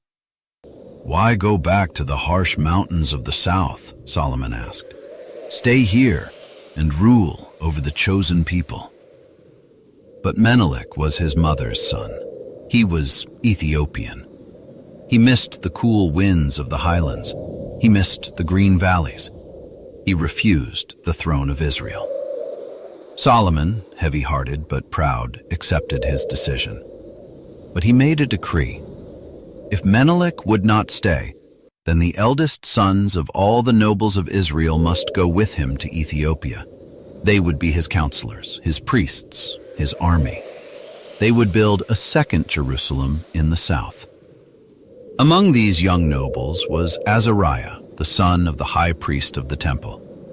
And here, the story takes its most dramatic and perhaps its most controversial turn. The night before they were to leave, Azariah had a dream, or perhaps a plan. He believed that Jerusalem had lost its way. He believed that God's favor was moving south with Menelik. While Solomon slept, and while the guards were distracted by the preparations for departure, Azariah and his conspirators slipped into the Holy of Holies, the innermost sanctuary of the temple. There it stood, the Ark of the Covenant, the gold-plated chest containing the stone tablets of the 10 Commandments given to Moses, the very seat of God's presence on earth. They lifted it. They covered it in dirty rags to disguise it, and they replaced it with a wooden copy.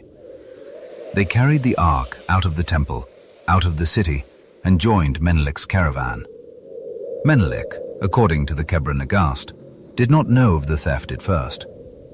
The caravan moved with supernatural speed. The legends say the wagons were lifted above the ground, flying over the deserts as if carried by the archangel Michael himself. Back in Jerusalem, Solomon discovered the theft. He roared in anguish.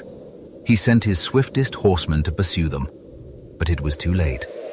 The ark had crossed the Red Sea. It had entered the highlands. Solomon returned to the temple, defeated. The Spirit of God had left Israel. Meanwhile, in Ethiopia, Menelik brought the ark to his mother, Queen Makeda. The people rejoiced. They realized that they were no longer just a kingdom on the periphery. They were the new chosen people. Zion had moved. Makeda, seeing the divine favor upon her son, stepped down from the throne. She handed the crown to Menelik, and thus Menelik I became the first emperor of the Solomonic dynasty. This is the story that is woven into the DNA of Ethiopia.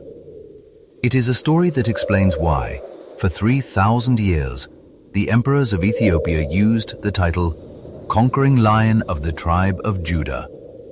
It explains why the Constitution of 1955 declared the emperor's person to be sacred. It was not just political propaganda. It was a claim to a biblical bloodline. It explains the deep, unshakable confidence of the Ethiopian church.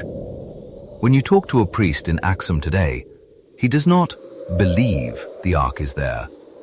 He knows it is there. For him, it is not a matter of debate. It is a historical fact, as real as the mountains around him. But let us step back for a moment. Historians and archaeologists will tell you that there is no physical evidence for the Queen of Sheba in Ethiopia. They will tell you that the Kebra Nagast was written in the 14th century to legitimize a new dynasty of kings who had just seized power. They will point out that the chronology doesn't quite match. But in the realm of national identity, facts are often less powerful than myths. Whether Makeda walked these hills or not, her spirit is everywhere. She represents the synthesis that defines AKSUM, the blend of African strength and Semitic tradition. She represents the bridge between the Old Testament and the African experience. And most importantly, this story provides the spiritual foundation for what we saw in the previous chapter, the conversion of King Izana. When Izana accepted Christianity, it wasn't a rejection of his history. In the eyes of his people, it was a fulfillment of it. They had the ark. Now they had the cross. The circle was complete. The Solomonic dynasty that began with Menelik I would survive the rise and fall of empires. It would survive the isolation of the Middle Ages. It would survive the scramble for Africa. It would last, incredibly, until the year 1974, with the fall of Emperor Haile Selassie. It was the longest surviving dynasty in human history. And it all started with a riddle, a jar of water, and a clever king. But let us return to the ark. If the legend is true, then the most dangerous, most powerful object in the Bible is currently sitting in a small stone chapel in AKSUM. What happened to it after Menelik brought it home? How did it survive the wars, the fires, and the chaos that followed the decline of AKSUM? There is a dark chapter approaching, a time when the candles of AKSUM were almost blown out, a time when a warrior queen, unlike the wise Makeda, would rise with a sword in her hand to destroy everything the Solomonic kings had built. The golden age is ending. The storm is gathering. Join me in the next chapter as we fast forward through the centuries. We will investigate the mysterious disappearance of the ark from the public eye, and we will meet the woman whose name is still spoken in whispers, Queen Gudit, the Destroyer.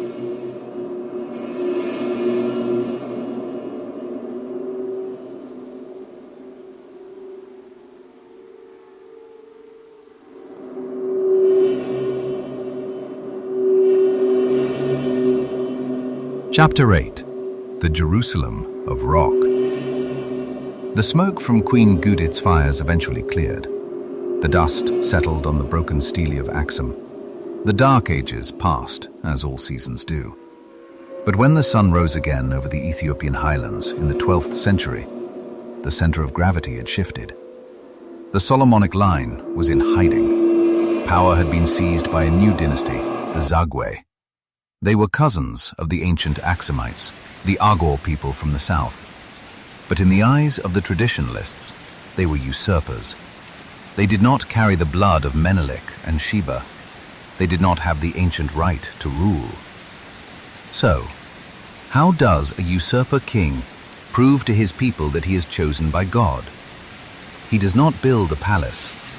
He builds a miracle. Enter King Lalibela.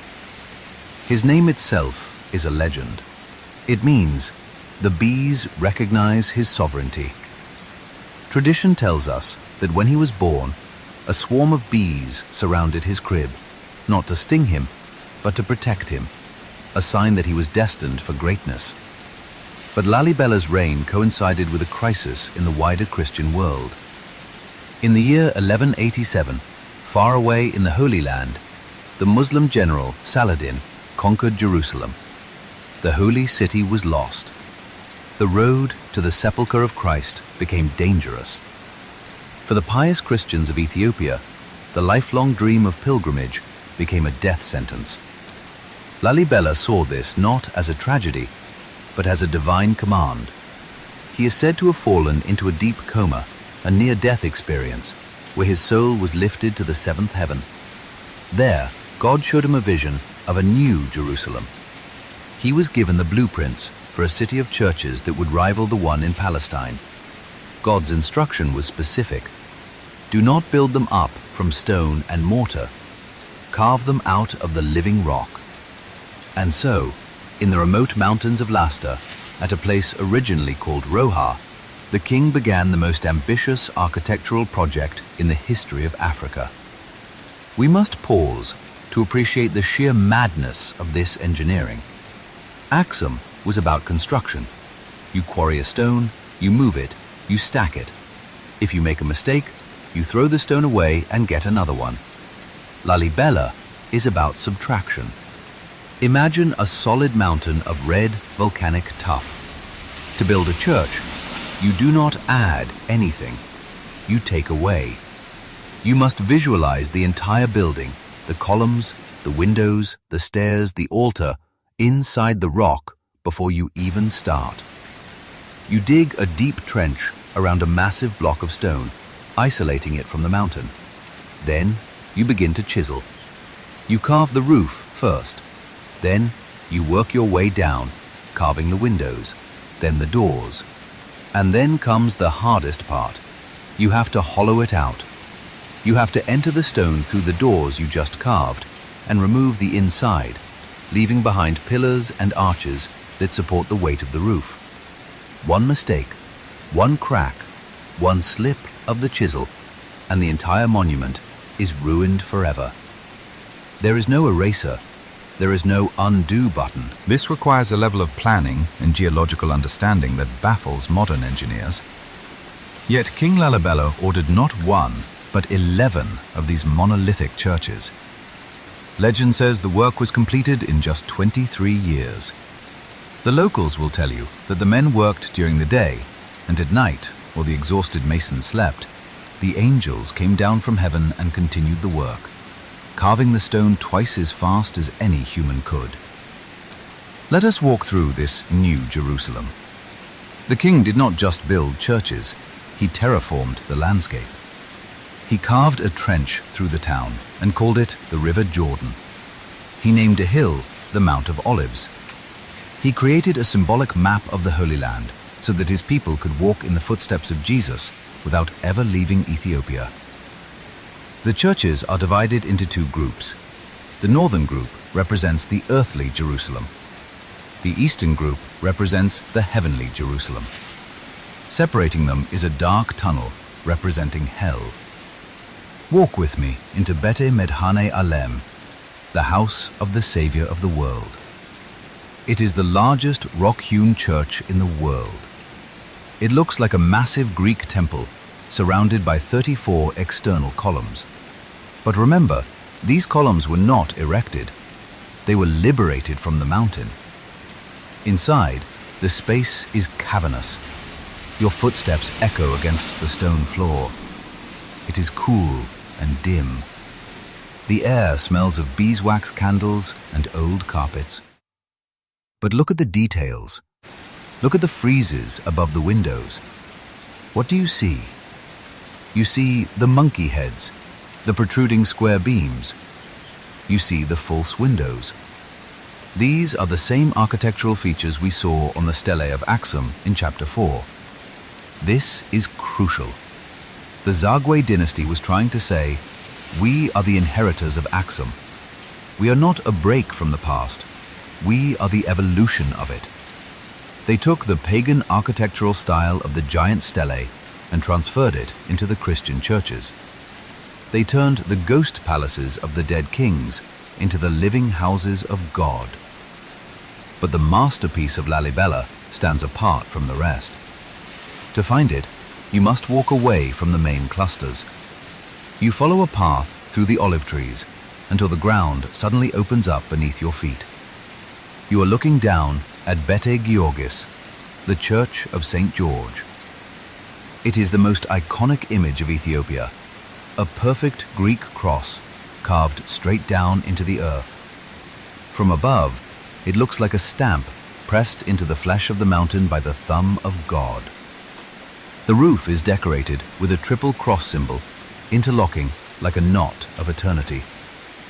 The legend says that St. George himself, the dragon slayer, was offended that no church had been built for him. So the king personally supervised this final construction. It is a feat of genius. The church sits in a deep pit, yet it never floods. The engineers carved a complex network of drainage tunnels that channeled the monsoon waters away, a system that still works perfectly after 800 years. To enter, you must descend into a narrow trench that spirals down into the earth. It feels like a journey into the underworld. The walls of the trench tower above you, blocking out the sun. Then you turn a corner, and there it is. The facade of the church towers over you, majestic, orange gold in the sunlight. Step inside. The interior is small, intimate, and overwhelmed with a sense of holiness. There are no grand statues, just the rock, the light filtering through the cross-shaped windows, and the silence. Lalibela is not a museum. It is a living site. If you go there today during Timkat, Epiphany, or Jenna, Christmas, you will see a sea of white robes. Thousands of pilgrims wrap themselves in the gabi. They hold the makwamia, the prayer sticks, and the sistrum rattles. They chant the same liturgy that was chanted in the time of King Lalibela. The drums beat a rhythm that mimics the human heart. Dum, dum, dum, dum. It is a sensory overload. The chanting is hypnotic. It is a drone that vibrates in your chest. This is the Old Testament Christianity. It feels ancient. It feels closer to the Temple of Solomon than to the cathedrals of Europe. King Lalibela succeeded in his vision. He created a site so holy that even the Muslims who conquered the region centuries later refused to destroy it.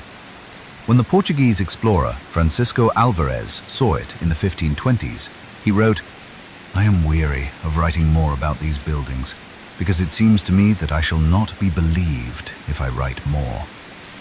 But the Zagwe dynasty, for all their brilliance, could not hold the throne forever. They were builders, yes, but they were not lions of Judah. The shadow of the Queen of Sheba is long. The people never forgot the old bloodline. They respected Lalibela as a saint, but they whispered that the true kings were still in hiding. In the year 1270, the inevitable happened. A young man named Yekuno Amlak arose. He claimed to be a direct male-line descendant of the last king of AKSUM, who had fled Gudit's terror centuries before. He rallied the Amhara nobility. He approached the last Zagwe king, some say with a sword, some say with a treaty brokered by the church. The Zagwe era ended. The Solomonic dynasty was restored. The political capital moved south again to the wandering tent cities of the Shoa region. But the spiritual capital remained in the north. AKSUM held the ark. Lalibela held the miracle. And so, the sleeping giant fully awoke. The Solomonic restoration launched Ethiopia into a new golden age, an age of literature, of philosophy, and of contact with a new, dangerous world, Europe. The medieval emperors would face challenges that Izana and Lalibela could never have dreamed of. They would face knights with muskets. They would face the Inquisition. They would face the scramble for their very souls. But they had a weapon, a legend. They began to tell the world about a mysterious Christian king who ruled a powerful empire in the East. A king named Prester John. And the Europeans, desperate for an ally against Islam, began to look for him. When they finally found Ethiopia, they were shocked. They didn't find a primitive tribe. They found a mirror. A black Christian empire with kings, bishops, and a Bible older than their own. Join me in the next chapter as we enter the era of the Solomonic Restoration.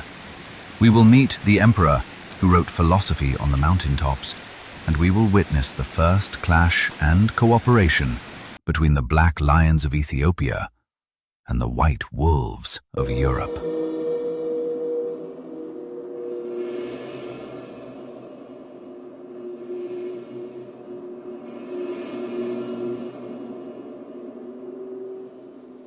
Chapter 9: The Solomonic Restoration and the Search for Prester John. History moves in cycles. Empires rise, they fall into ash, and then, miraculously, they rise again from the same embers. We left the highlands in the hands of the Zagwe dynasty, the master builders of Lalibela. They were pious men. They were geniuses of stone. But in the eyes of the Ethiopian traditionalists, they lacked the one thing that mattered most: the blood. They were not the sons of Solomon. They were not the sons of Sheba. And in Ethiopia, legitimacy flows through the bloodline like the Nile flows through the canyon. In the year 1270, the patience of the ancient nobility finally ran out. A man named Yekuno Amlak rose from the province of Amhara. He claimed to be the direct male-line descendant of the last king of AKSUM, who had fled the terror of Queen Gudit centuries before. The transition of power is shrouded in mystery. Some say it was a bloody coup. Others say it was a peaceful abdication, negotiated by the grand saint of the church, Tekle Haymanot. The legend says the last Zagwe king agreed to step down on one condition: that his family could keep the town of Lalibela forever. And so, the Zagwe retreated into history. The Solomonic Restoration had begun. This was not just a change of government. It was a cultural revolution. It was during this time, the 14th century, that the Kebra Nagast, the Glory of Kings, was finally compiled and written down in its definitive form. Why then? Why write a book about the Queen of Sheba 2,000 years after she died? Because the new emperors needed a weapon. They needed a document that proved to the people, to the church, and to the world that their right to rule was not based on armies, but on a divine covenant. The Kebra Nagast was their declaration of independence and their constitution rolled into one. It declared, "We are the new Zion. We are the chosen people." But this new Solomonic Empire looked very different from the old kingdom of AKSUM. AKSUM was a city of stone, fixed in one place. But the medieval empire was a mobile beast. Imagine a city of 50,000 people that moves. The emperors of this era did not live in stone palaces. They lived in roaming capitals. They lived in vast tent cities that migrated across the landscape like a swarm of locusts. When the emperor decided to move, the entire court packed up. Thousands of mules were loaded with carpets, books, gold, and weapons. When they stopped, a city would bloom overnight on a hillside. At the center stood the imperial tent, a massive structure of silk and velvet. Around it, the churches. Then, the tents of the nobility, the kitchens, the stables, the soldiers. This mobility was their strength. It allowed the emperor to be everywhere at once. He could suppress a rebellion in the north in spring and hunt elephants in the south in autumn. The king was not a distant figure on a throne. He was a visible, marching force. The zenith of this era came in the 15th century, with the reign of Emperor Zara Yaqub. He is one of the most fascinating figures in African history. He was a philosopher king, but he ruled with an iron fist. He was a theologian who wrote massive books on religious doctrine. He standardized the church, crushed heresies, and reorganized the government. He was so devout that he reportedly wore hair shirts to mortify his flesh. Yet, he was so ruthless that he executed his own family members if they threatened the unity of the state. Under Zara Yaqub, Ethiopia was not a primitive kingdom on the edge of the world. It was a highly literate, organized, and confident empire. But unknown to Zara Yaqub, far away across the Mediterranean, a dream was taking shape in the minds of Europeans. A dream that would eventually bring white men to his doorstep. The dream was called Prester John. Europe was in trouble. The Crusades had failed. Jerusalem was lost. The Ottoman Turks were rising, threatening to overrun the Christian West. Europe felt surrounded. They desperately needed an ally.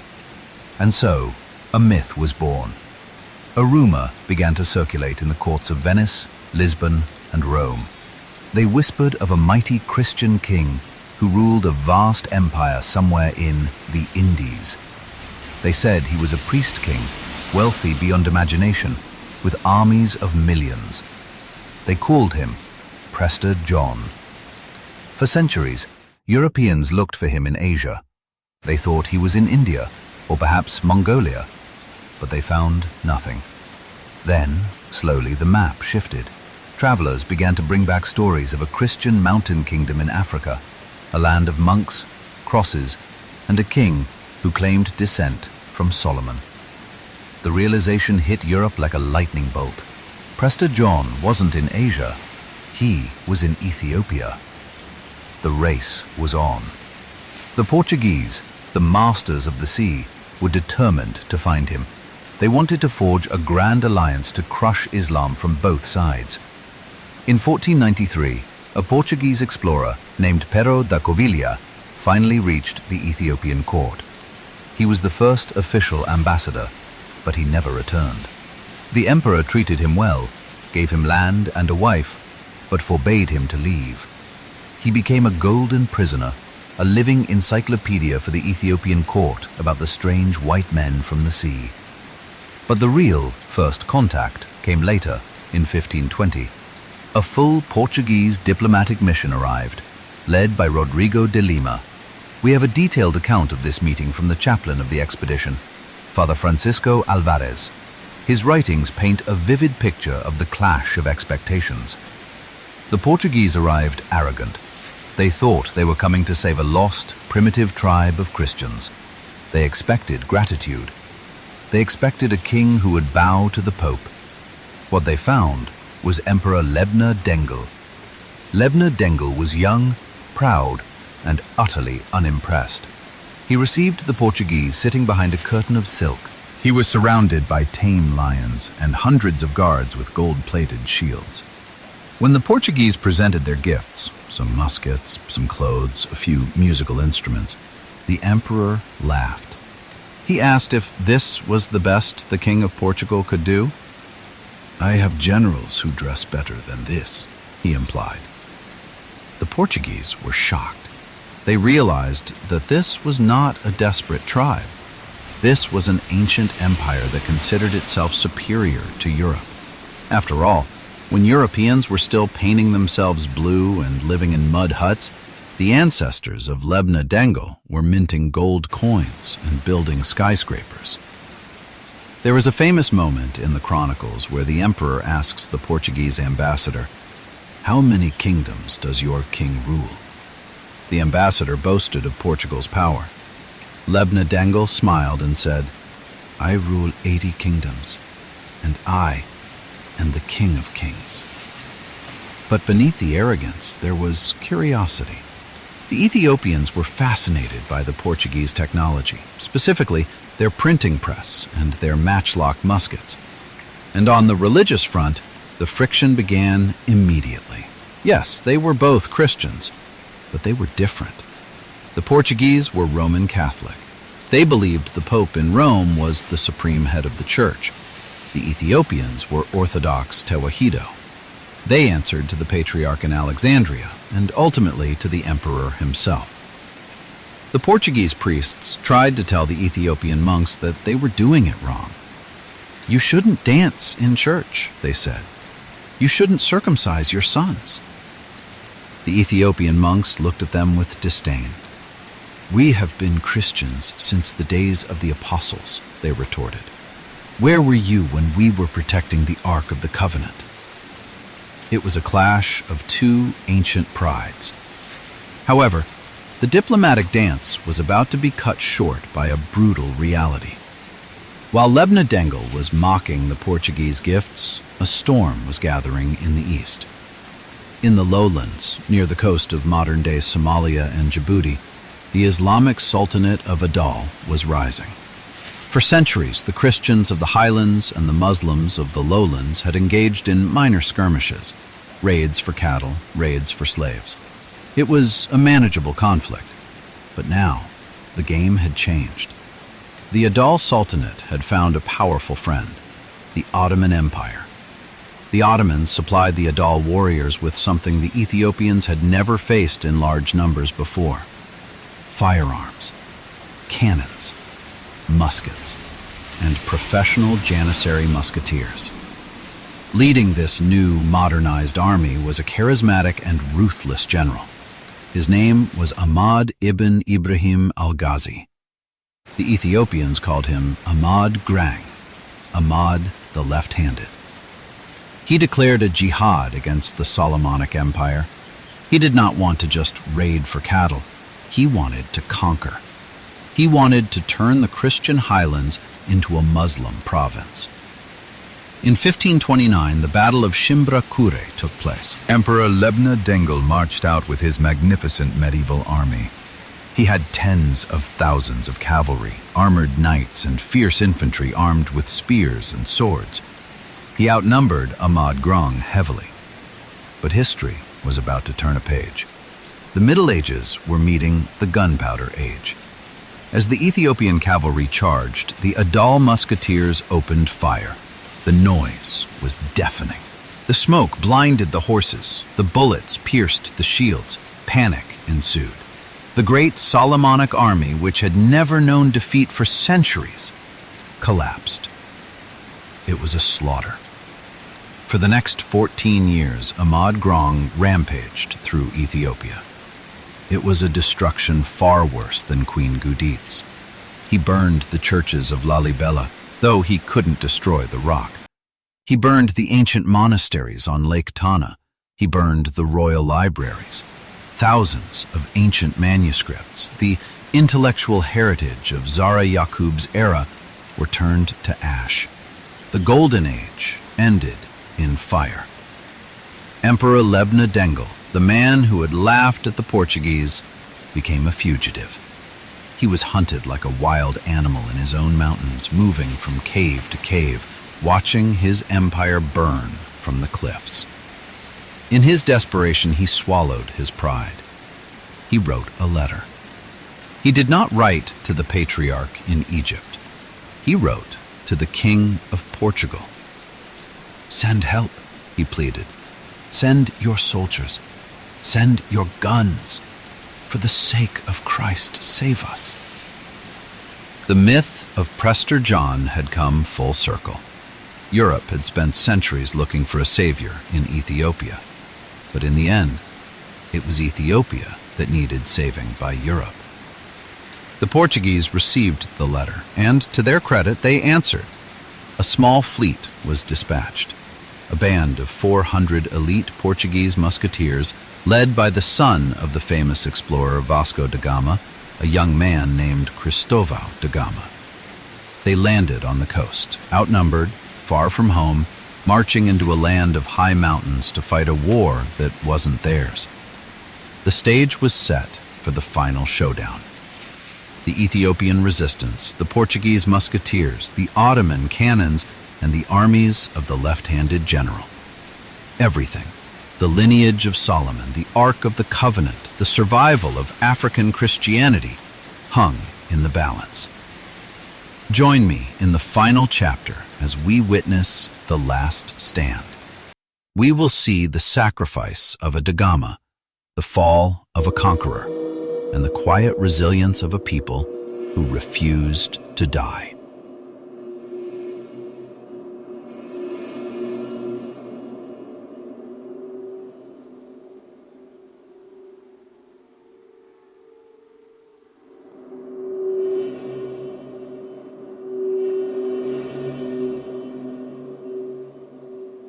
Chapter 10.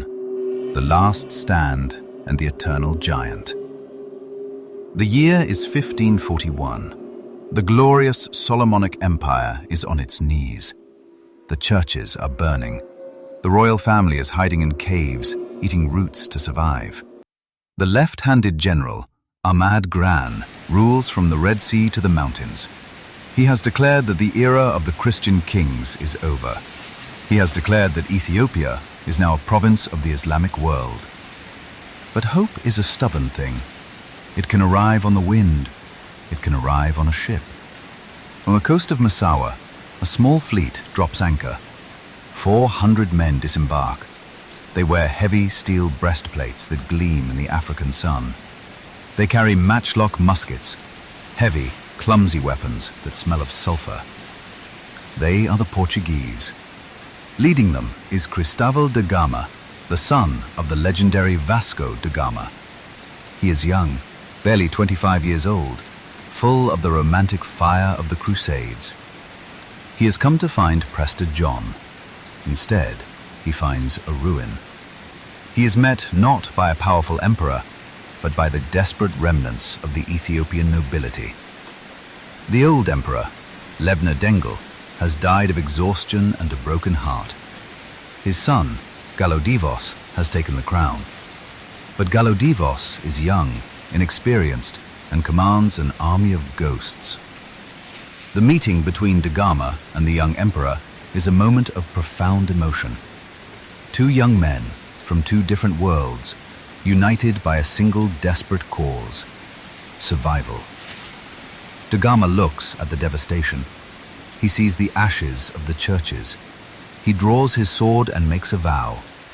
He will not leave these mountains until the invader is destroyed, or until he himself lies dead in the earth. The campaign begins. At first, the alliance works miracles. The Portuguese musketeers bring something Ahmad Gran has never faced: disciplined volley fire. In the first encounters, the loud crack of the European guns strikes terror into the Adal cavalry.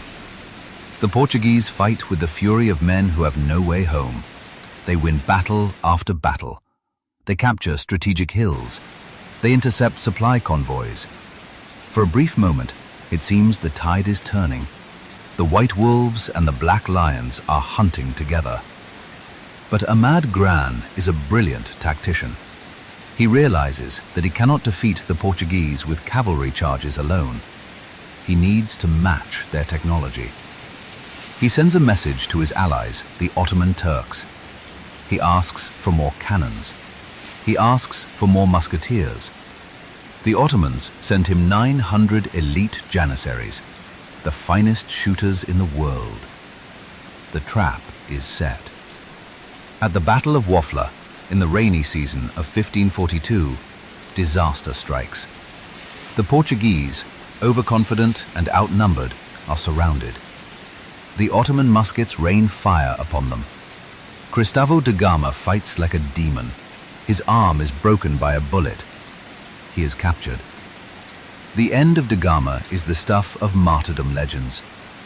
He is brought before Ahmad Gran. The general mocks him, demanding he convert. Da Gama refuses. He is tortured, humiliated, and finally beheaded. Gragnon orders the head of the Portuguese commander to be displayed on a spear. He believes the war is over. The foreign savior is dead. The Portuguese are scattered. He relaxes. He sends his Ottoman allies back home, thinking the job is done. It was his fatal mistake. He forgot one thing. He forgot the Ethiopians.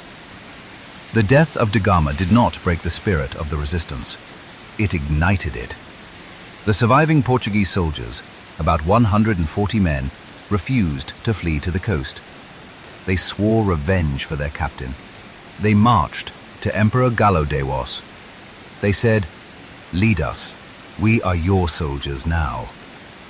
Galodivos, inspired by their loyalty, rallied his people one last time. From every village, every cave, the farmers and priests came out with their spears. They were starving, they were ragged, but they were angry. On February 21st, 1543, on the plains of Daga, the final act played out. The two armies lined up. On one side, the invincible Ahmad Gragnan, on the other, the young emperor and his band of brothers. The battle was fierce, but the Portuguese had a specific target. They were not fighting the army, they were hunting the man. Midway through the chaos, Ahmad Gragnan rode forward to rally his troops. He was confident. He did not wear heavy armor. A Portuguese soldier, some records say his name was Pedro de Leon, others say it was an Ethiopian sharpshooter trained by them, spotted the general. He raised his musket. He took a breath. He fired. The bullet struck Ahmad Gragnan in the chest. The general fell from his horse. A silence seemed to ripple across the battlefield. The adult soldiers saw their invincible leader fall. Panic spread like wildfire.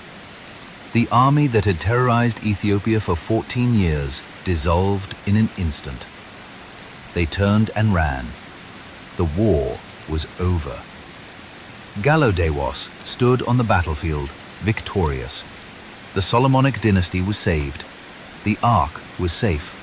The cross still stood over the highlands. But the story does not end with a handshake. In the years that followed, the relationship between Ethiopia and Europe turned sour.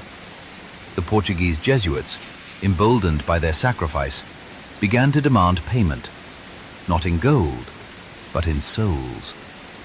They demanded that Ethiopia convert to Catholicism. They said, "We saved you. Now you must bow to the Pope." For a brief, turbulent period, a later emperor, Susenyos, actually agreed. He tried to force Catholicism on the people, but the Ethiopian people rose up. They shouted, "No! We were Christians before you were born. Our faith is not for sale." After a bloody civil war, the Jesuits were expelled. Ethiopia slammed the door on Europe.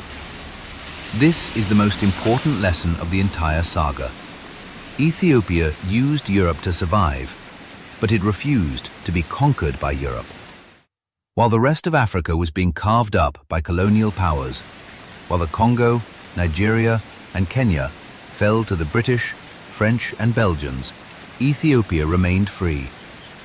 It retreated into its mountain fortress. It entered a period of isolation called the Zemene Mesafint, the era of princes. But from this isolation, a new capital was born. If you travel north of Lake Tana today, you will find the city of Gondar. It looks like a misplaced piece of medieval Europe. There are castles here, real stone castles with turrets, banquet halls, and drawbridges. This was the final evolution of the AKSUMite legacy. They had returned to stone. The emperors of Gondar lived in splendor, surrounded by poets and painters. They proved that the African civilization had not died. It had just changed its clothes. And so, we come to the end of our journey. Let us stand back and look at the timeline we have traversed. It began with a migration of tribes across the Red Sea. It rose with the giant stele of AKSUM piercing the sky in pagan defiance. It transformed with the arrival of the cross and the wisdom of Izana. It touched the divine with the legend of the Ark. It survived the fires of Gudit. It built a new Jerusalem in the rock of Lalibela, and it fought to the last drop of blood against the armies of the jihad. What is the legacy of this sleeping giant? AKSUM is not just a chapter in a history book. It is a mirror. When the rest of the world looked at Africa and saw only darkness to be exploited, Ethiopia stood as a lighthouse. It was the only African nation to sit as an equal at the League of Nations.